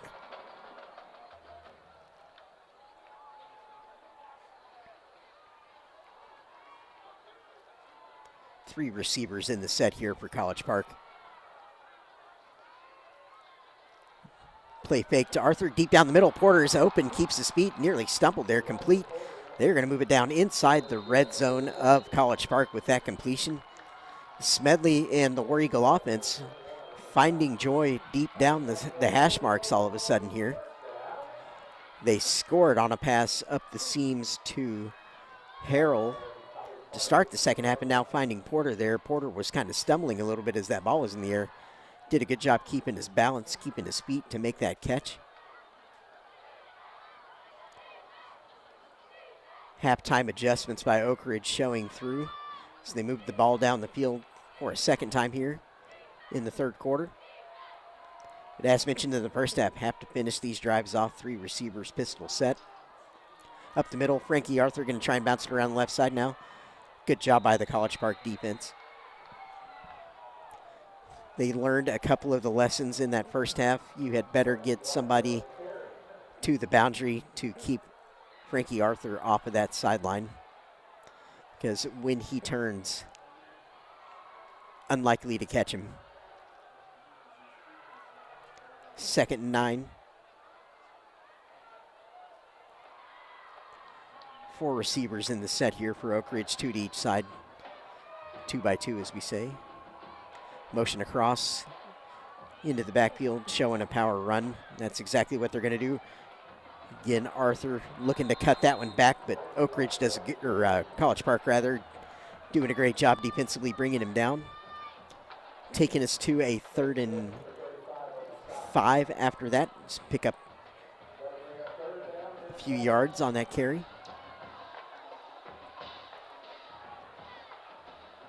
Be a 3rd and 7 actually on the scoreboard.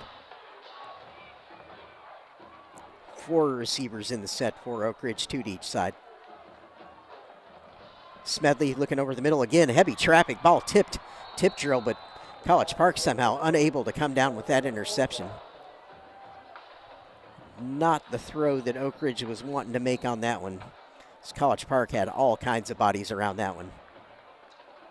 Looks like the field goal team will come on for Oak Ridge here. Obvious kicking spot.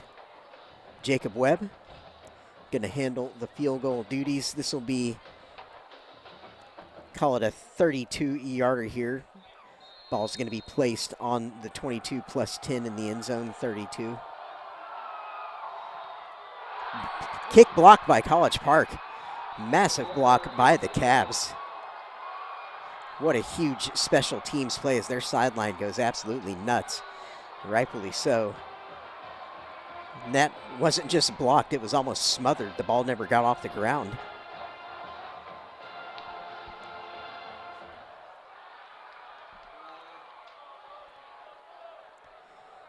We've had a few of these just massive swing plays in this game, and there's another one to add. It's the biggest momentum swing we've seen since Oak Ridge stopped College Park on the 1-yard line in the first half on a 4th down. 2 receivers in the set, motion out of the backfield, going to throw it to the man that motioned out. Oak Ridge saw it coming, got out over the top of that one, brought the receiver down. That was Jesse Cochran, junior running back actually. Flared out of the backfield there. Again, we call those passes run substitutes. It's just a way to get on the edge quicker.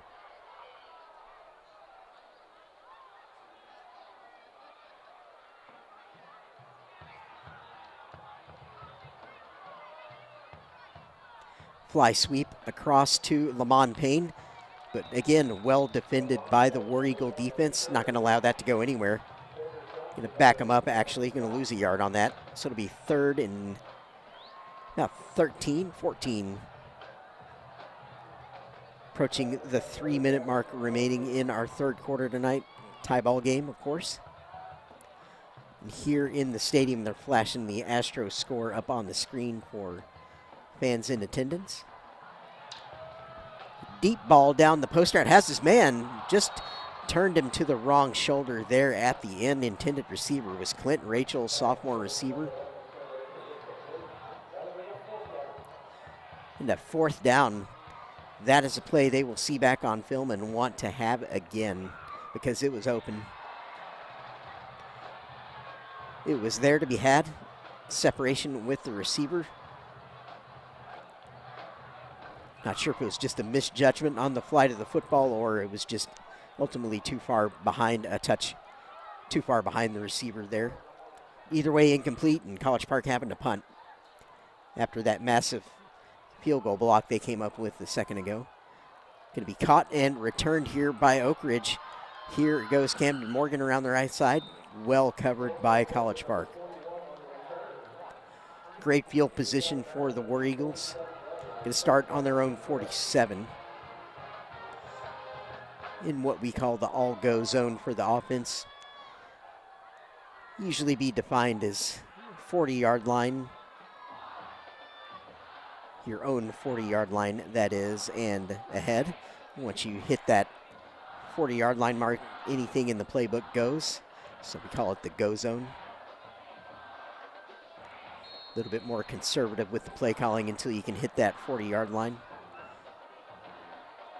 It's Frankie Arthur straight ahead, going to go right across midfield just.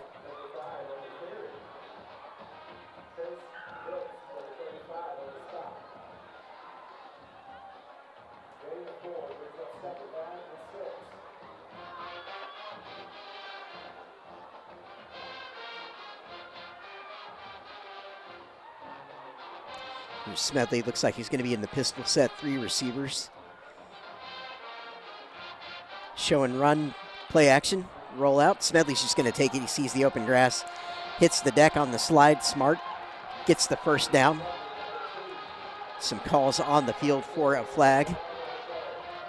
It looks like one does come in there, be late hit on the quarterback, so this could be really helpful for Oak Ridge. And they will. They're going to walk off the yardage. Of course, the quarterback's always well protected on those kind of plays where they give themselves up in the heads in a vulnerable spot along the ground. Protecting the head of the player.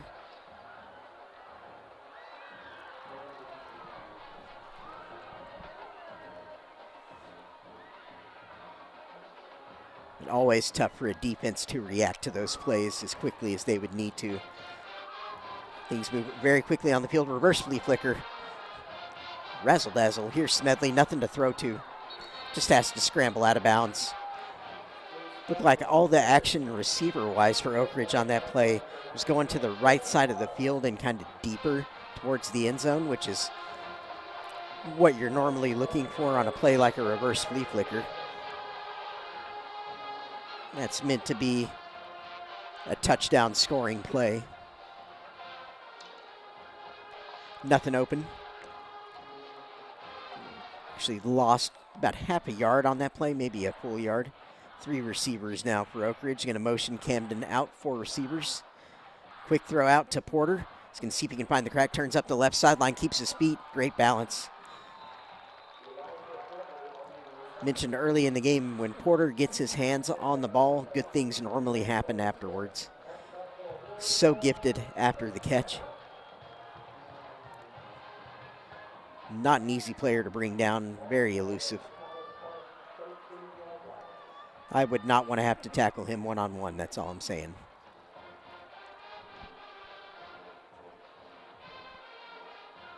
Three receivers in the set here. Minute and a half in the third quarter. It's Arthur weaving around traffic, turns to the right side. He's going to have touchdown Oak Ridge. No flags on the field. Frankie Arthur doing what he's done for most of this season, punching in a touchdown. Arthur's rushing touchdown tally now goes up to 11 on the season, I believe, with that carry. Had 10 overall on the ground coming into the game tonight. It's the second leading rusher in the district behind Keejer Griscano of New Caney, who is the man out in front. The kick is up and good from Webb, and now Oak Ridge retakes the lead. After a first half in which we saw no points, we have 21 points combined between these two teams here in just the third quarter. So adjustments made at the halftime. Minute and 26 remaining in the third quarter tonight. We hope those of you with us on this live stream enjoying the broadcast of this pivotal 13-6A encounter, as you no doubt are following the Astros game as well on another screen. I know the multitasking abilities that most of you will have at home that are watching this on the stream, hopefully. Able to enjoy both of these games at the same time. Go Astros. And if you're liking what you're seeing from both the War Eagles and the Cavaliers so far here tonight, hit that like button on the YouTube live stream. See if we can get up to 100 likes. I don't think I've seen that on any of our videos. I'd like to. It'd be fun.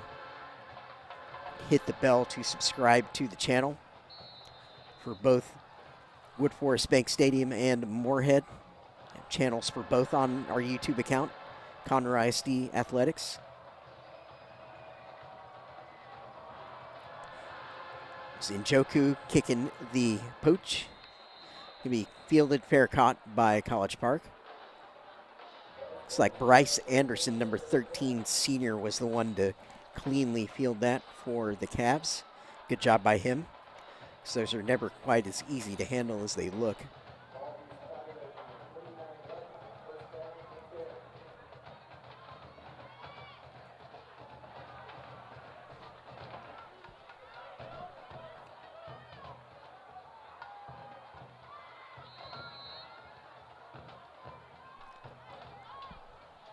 College Park coming out throwing, high throw. Deering was the intended target. It's junior Carter Deering, receiver.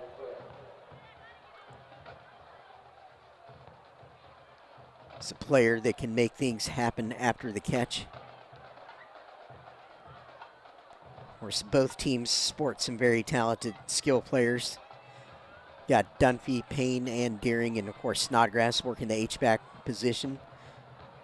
There's a power run here from College Park, well defended by Oak Ridge, and I believe once again here, not for the first time tonight, Justin Williams, impressive junior linebacker for Oak Ridge, first contact.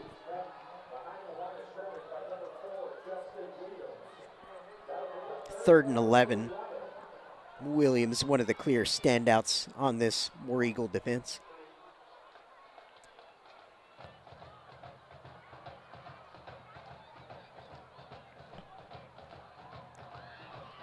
Key third down here goes without saying for Mickey Wells and this Cav offense. Payne's going to motion across the formation. Wells looking down the field, nothing there though.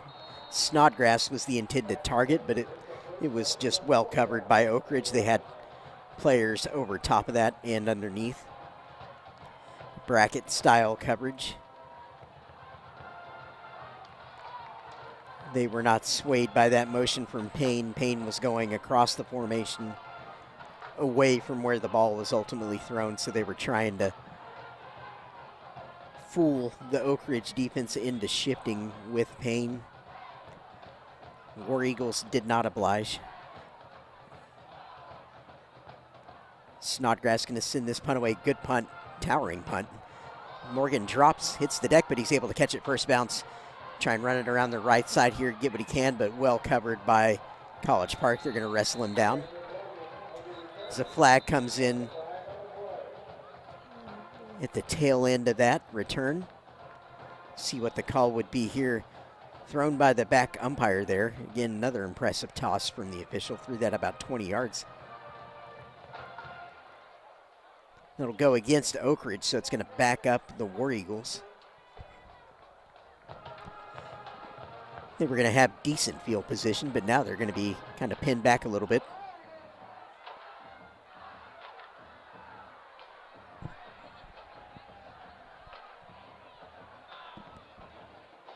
Neither team able to separate from the other here tonight.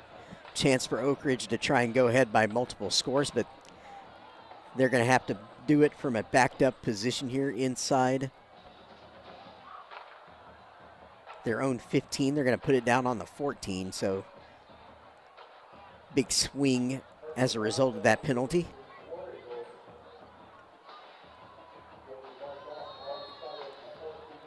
Like 15 yards marked off on that. 3 receivers in the set here for the War Eagles, and Smedley. Jet sweep here to Harrell.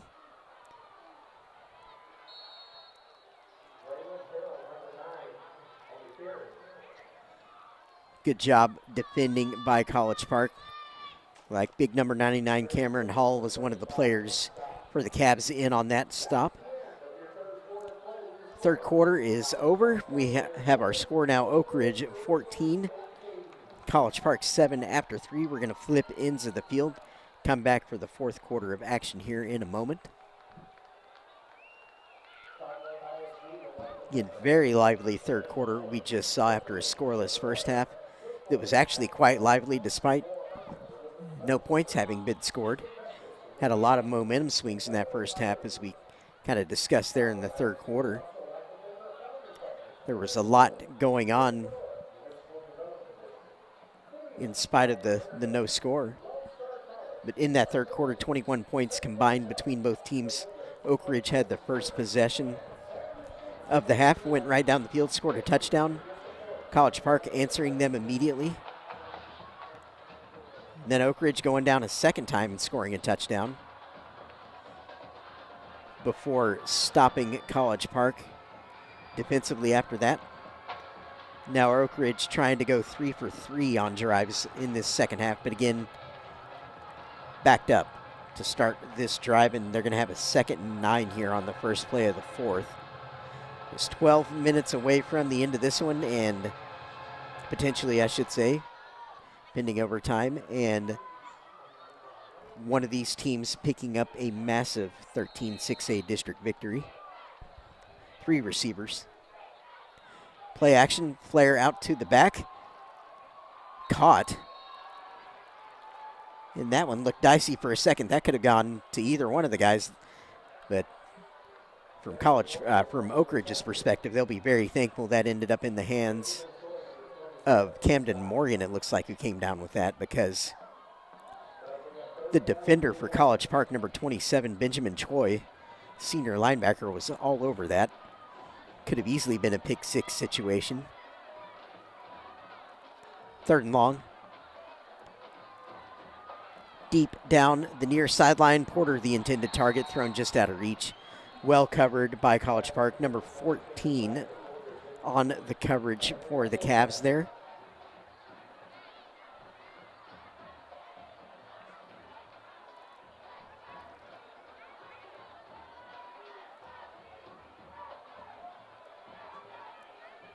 College Park defense doing the job, and Powdrell standing at midfield. Saw him with an outstanding punt return earlier in the game to set his team up in good shape. College Park couldn't take advantage of that, so we'll see if he gets a chance at a return here. It'd be very beneficial for College Park if they're able to get a return out of this. Powdrell sent backwards and well covered by the headhunter there for Oak Ridge. First contact brings him down. Very good punt. Again, Powdrell had to back up to catch that. And the first man down the field for Oak Ridge, making an outstanding special teams play. That'll get him some recognition in the team awards on Monday. Or tomorrow, perhaps, when they show back up for film review.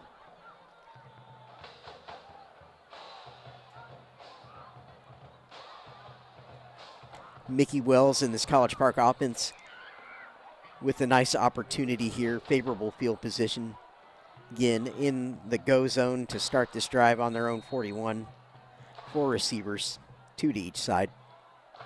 Gonna motion Snodgrass now into the backfield. Show run. And that's what they do up the middle. Not much there, gonna gain 1 yard.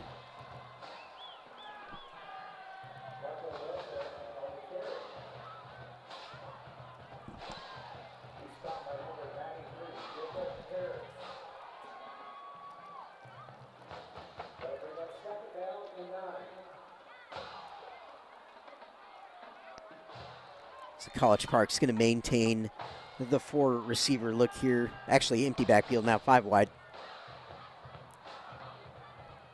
Wells going to catch it, throw it quickly, or try to. Incomplete. Under a little bit of pressure as he released that football.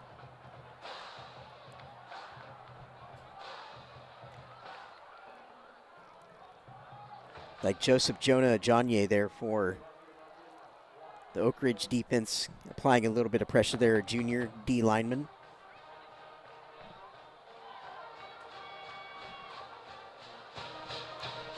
Third and 9 down in distance here, so huge conversion time for Wells and the Cavs. He's looking towards Dumpy. It's going to be picked off by Oak Ridge, off to the races.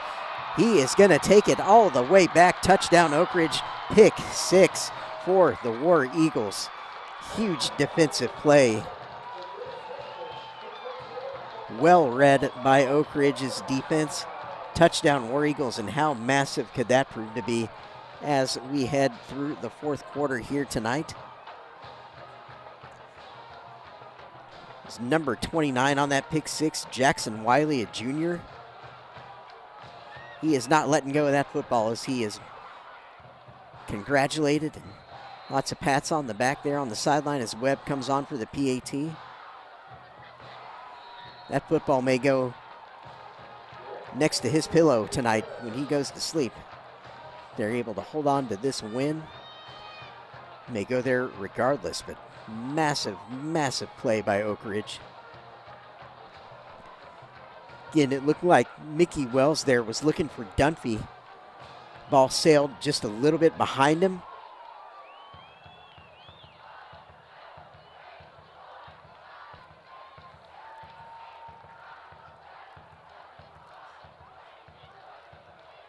Lightning strike by the War Eagle defense on that turnover.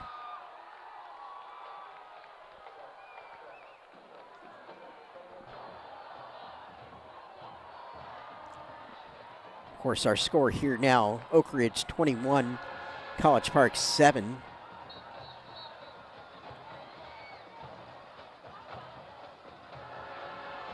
After a game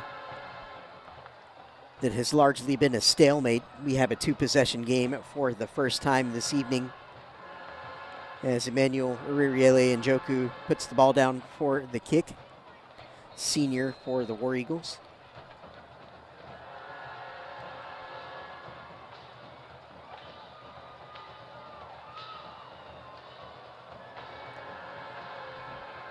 Be pooched up, some confusion over who's going to field it, but Paldrell ultimately gets his hands on it. What a tackle. Amazing special teams tackle there by Arinze Jeckham. Junior DB for Oak Ridge, and that's about as picture perfect as you will see a special teams tackle. Does not get any better than that. And against a player like Paldrell, that is just next level good. Amazing tackle. The crowd reacting to the video board replay, appreciating that piece of football wizardry there. 3 receivers in the set here for College Park. Now needing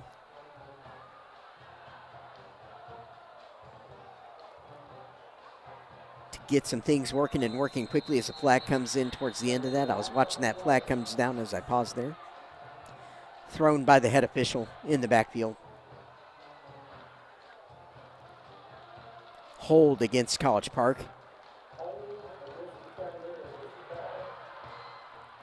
We talked about adversity a little earlier in College Park, getting it in full supply at the moment.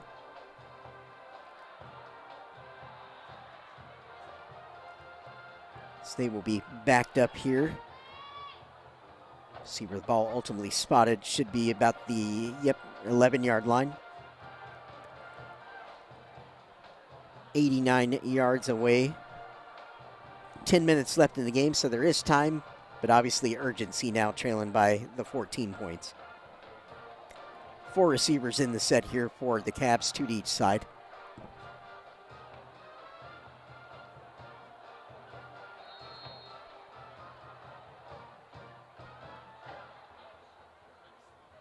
Motion out, empty. Throw over the middle, tipped up, drill it, and it's picked off again by Oak Ridge. Turnover possession, again, War Eagle football. You're looking for a quick pass into the slot area. The ball tipped up and into the hands of Oak Ridge. Picked off again, second time in a row.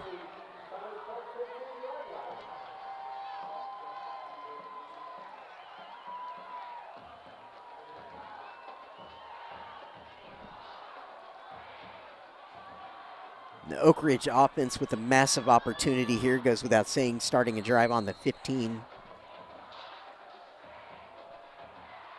to take a step towards what would be a massive win. They got to finish the job. Here's Arthur up the middle, going to gain about 8 yards on that carry.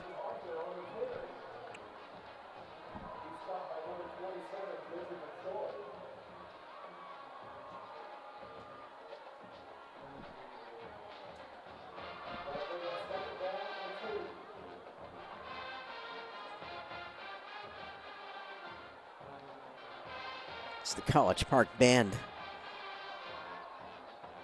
playing loudly for their defense in support.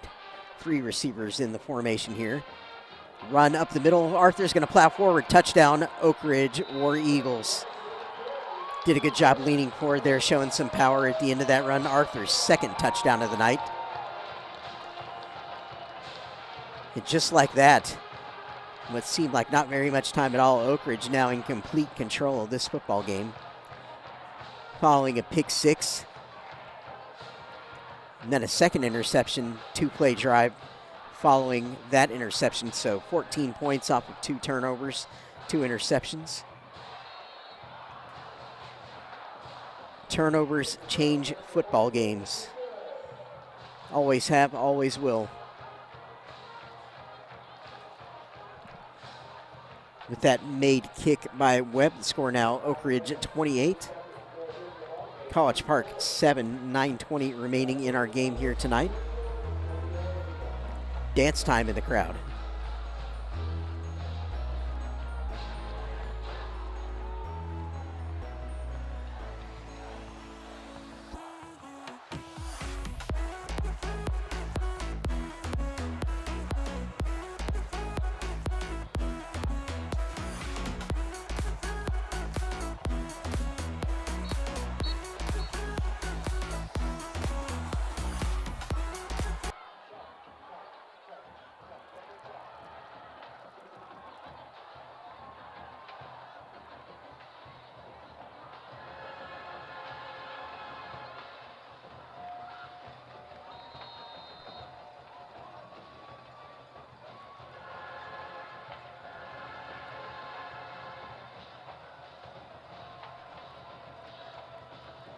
Njoku has the ball placed and ready to go. Pooch kick high.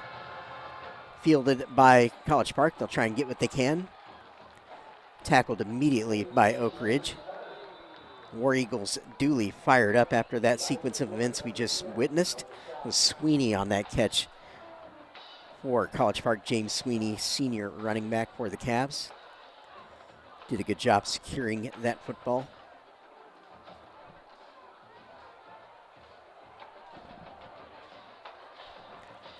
In Oak Ridge, if they're able to see this out, would have 2 massive feathers in their cap for tie breaks.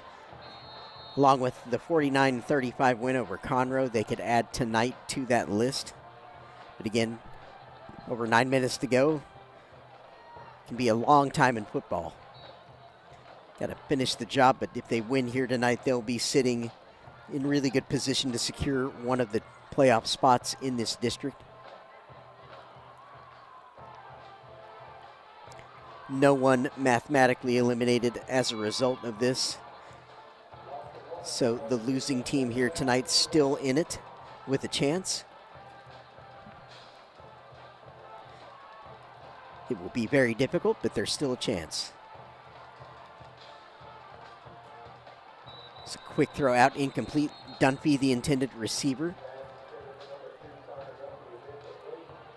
It's a 3rd and long for the Cavs.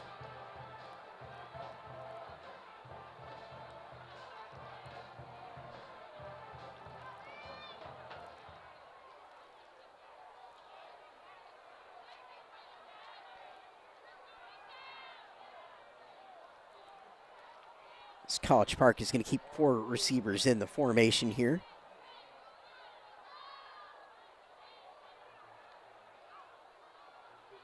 Wells back to pass under heavy pressure. Just going to have to take the sack there. Nothing he could do.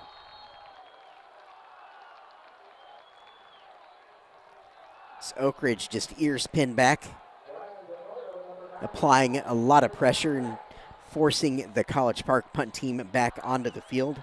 Snodgrass makes his way back to get the punt off.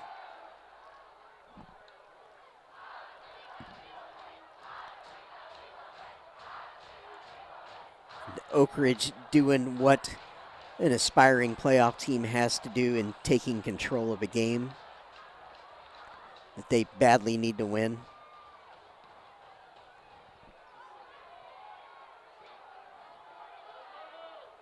Snodgrass punt not fielded, going to be downed by College Park around the 35. Call it 36 actually is where they will place that, and where War Eagles will start another possession here. You would think the strategy for Oak Ridge would be to lean on College Park now a little bit. Maybe work Arthur and Harrell in the ground game.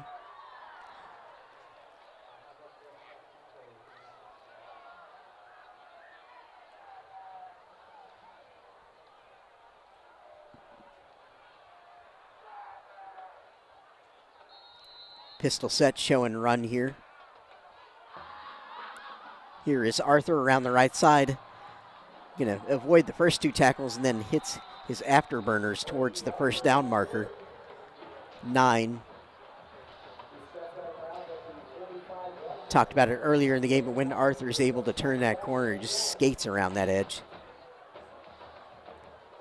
Like his feet aren't actually hitting the ground.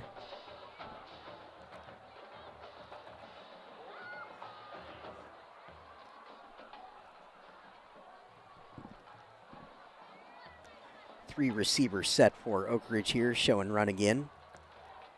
Up the middle.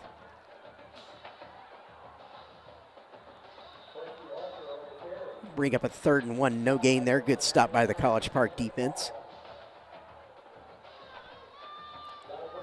We are nearing the 7-minute mark remaining in our game here tonight. We thank those of you for joining us on this Condor ISD Athletics live stream. Appreciate you having you with us on this Thursday night game.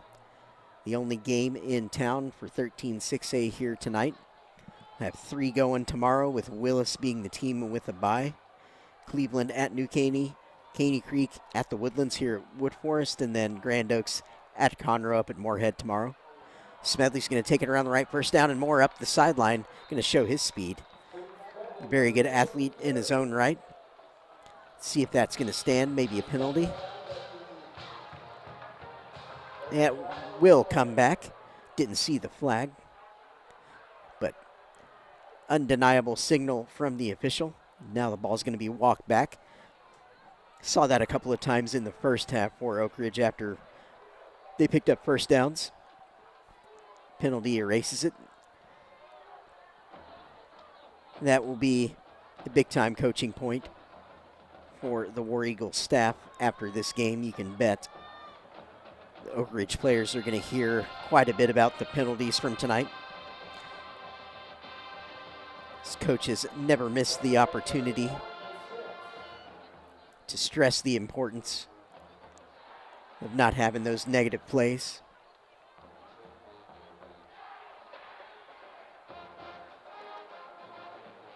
Three receivers. Smedley looking to pass now, just flare screen. Incomplete. It's going to bring up a 4th down, so defensive stand by Oak Ridge, or by College Park rather. Great job by the Cavs. Bring out Will Ferrand to punt the ball away for Oak Ridge.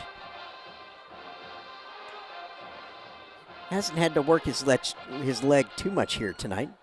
I think I only remember a couple other punts perhaps from Oak Ridge. Haven't had to do it the entire second half until now.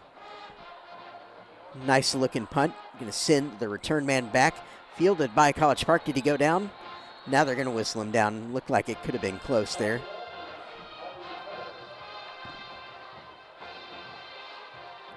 So College Park, again, no favors field position-wise. Going to start on their own 15-yard line.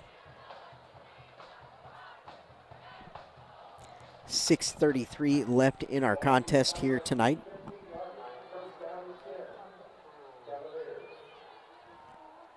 If you're watching us on YouTube, please hit that like button. See if we can get up to 100 likes on this thing. Hit the bell to subscribe to both the Wood Forest Bank Stadium and Moorhead Stadium channels. Also find us on Instagram and Twitter. 3 receivers in the set here for College Park. Quick ball out, complete to Payne. Few yards there.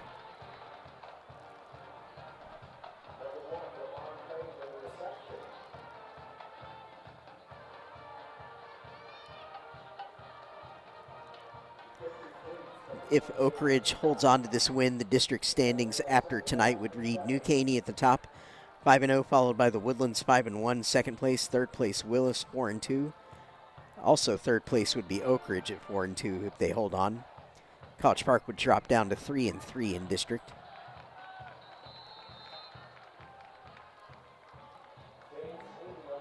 Which would put them in a tie for 5th place, or would put them on their own actually, in 5th place. It's Conroe is in 6th at 2-3.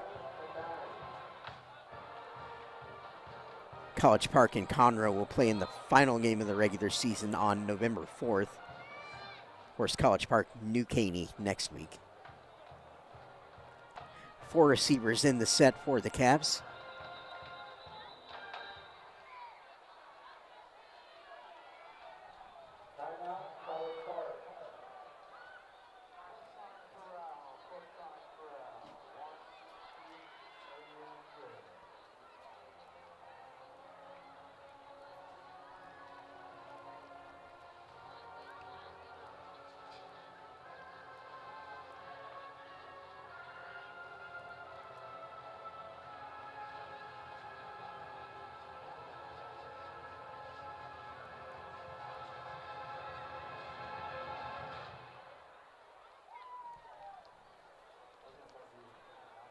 You mentioned a little earlier on, no one mathematically eliminated from playoff consideration as a result of tonight's game.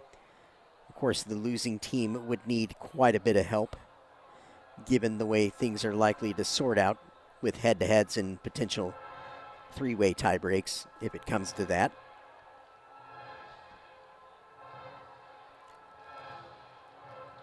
And Oak Ridge next week has Caney Creek on the 28th, and then their final regular season game against Willis on November the 4th.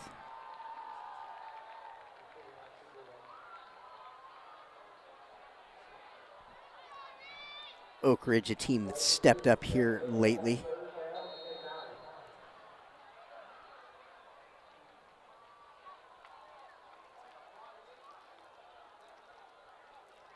Swell's going to have to pull that again under heavy pressure. He's going to be snowed under for a sack in the backfield. Flags down.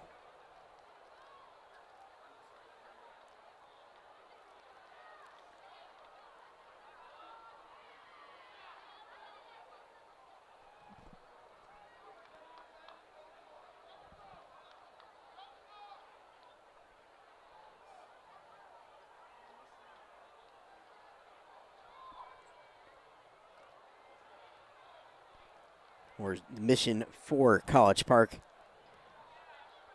Be a simple one to outline on paper, but very difficult in practice. Basically, you have to win out and then get help from other teams in the district to have a chance at the postseason.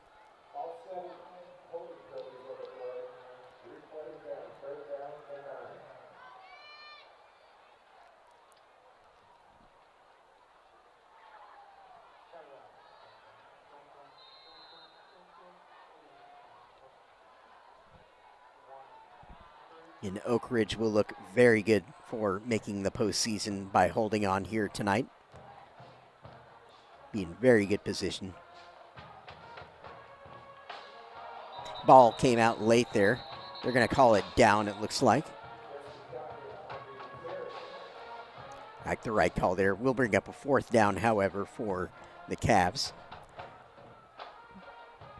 We have a little over 4.5 minutes remaining tonight as the punt team and Snodgrass come back out onto the field. Of course, turnovers telling our story here tonight in the second half, allowing Oak Ridge to put the distance needed on the scoreboard. It's the Oak Ridge sideline enjoying the late stages of this game and this lead they have.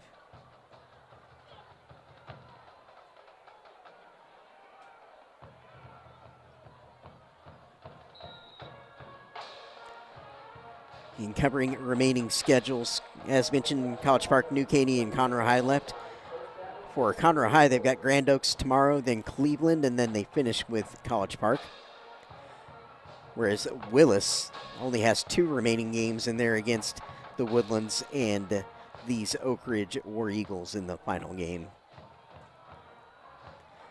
What could come back to bite Willis is that head-to-head they lost to Conroe. And if the final playoff spot comes down to a head-to-head tiebreak, then Conroe has the advantage over Willis in that scenario.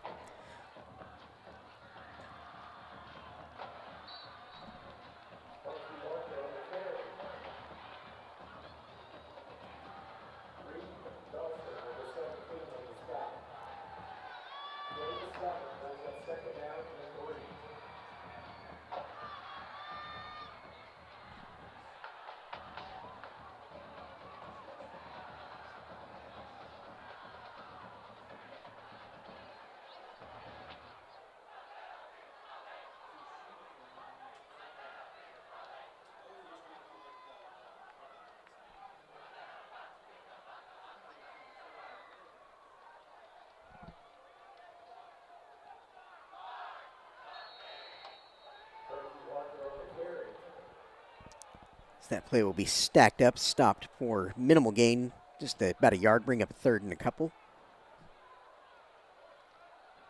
For Oak Ridge, again, as we move under the 3-minute mark here remaining in our game tonight.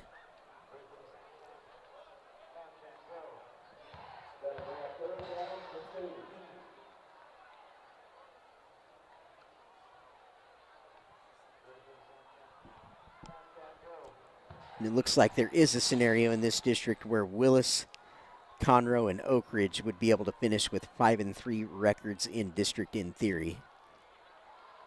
As Arthur gets loose here, Harold loose up the field, he's going to score a touchdown.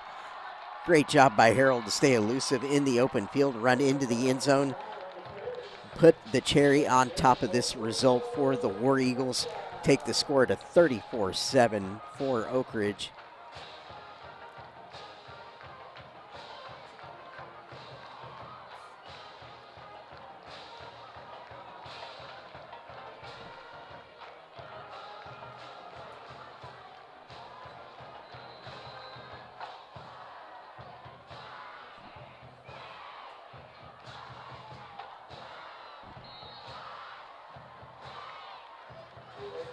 Kick is up and good. Oak Ridge 35, College Park 7. War Eagles impressive in the third and fourth quarters to put this distance on the scoreboard. 2:26 remaining in our game here tonight. And that potential three-way tiebreak I was just talking about between Oak Ridge, Conroe, and Willis would mean two of those teams make the playoffs. And in that situation, Oak Ridge would obviously get a considerable boost from their 14-point advantage or win over Conroe. And of course, their game against Willis in the final game of the regular season would determine the rest of their tiebreak situation. Whereas for Conroe, they've got the +4 over Willis, but the -14 against Oak Ridge. So they've actually already kind of have their tiebreak set in terms of those results. Not in a great position with that -14 against Oak Ridge. Willis currently with the -4 to Conroe High.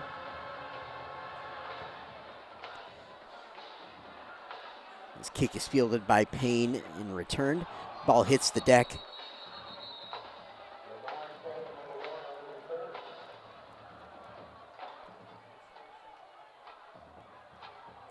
Willis, as just mentioned, with the -4 against Conroe, and the rest of their tiebreak would be determined in that final result against Oak Ridge.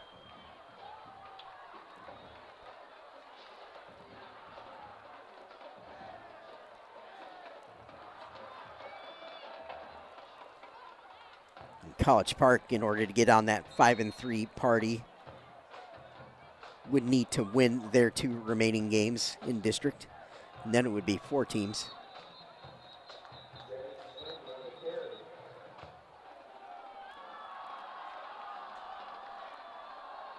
However, if College Park does win out, they would actually knock Conroe High out of that potential tiebreak situation, because Conroe High would then have 4 losses. So you'd have College Park tied with Oak Ridge and Willis potentially if they were able to get that. But of course, College Park would have losses to both Willis and Oak Ridge in that situation, so they'll want to avoid that.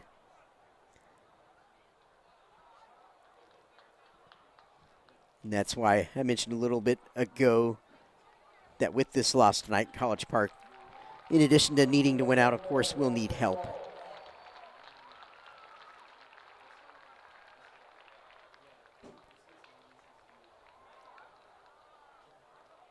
And that help would most likely come in the form of Willis losing to both the Woodlands and Oak Ridge.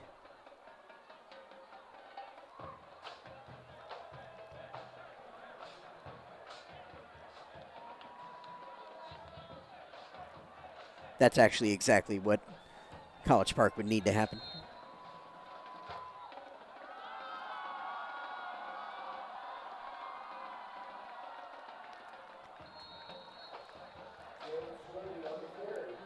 James Sweeney on that carry for the Cavs.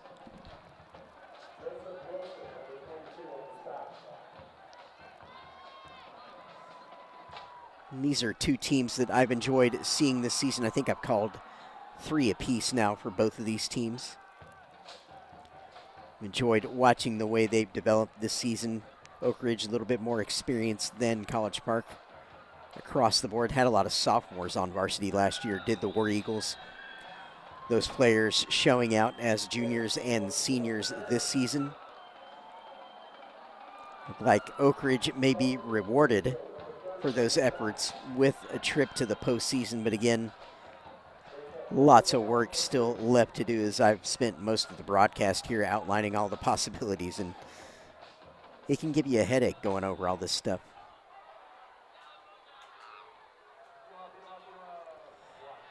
Again, after tonight, the top 4 would be New Caney, the Woodlands, Willis, and Oak Ridge.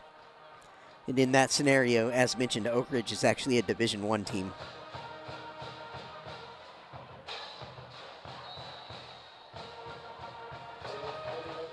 And Oak Ridge would have to face, most likely, Westfield in the first round under that situation.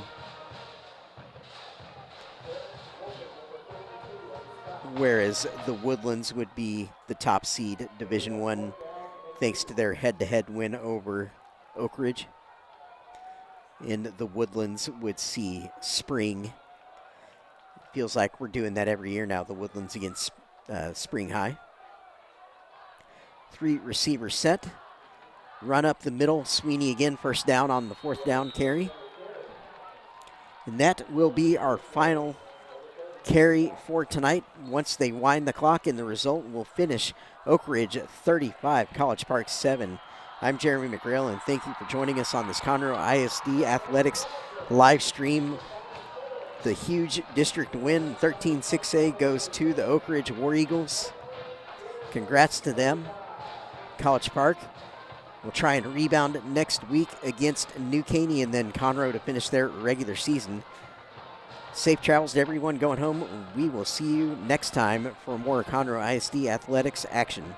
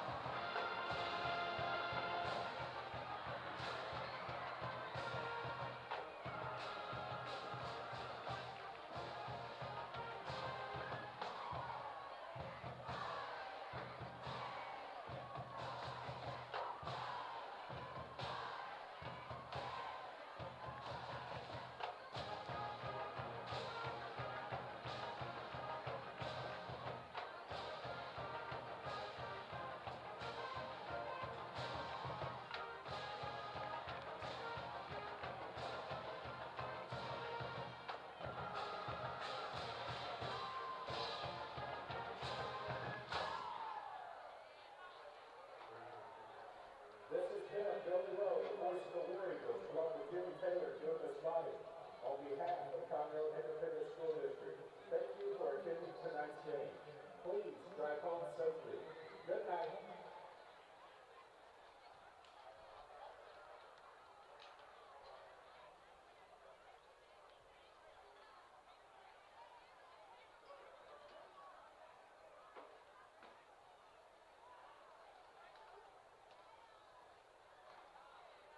Going in at Minute Maid Park. In the top of the 9th inning, Yankees 2, Astros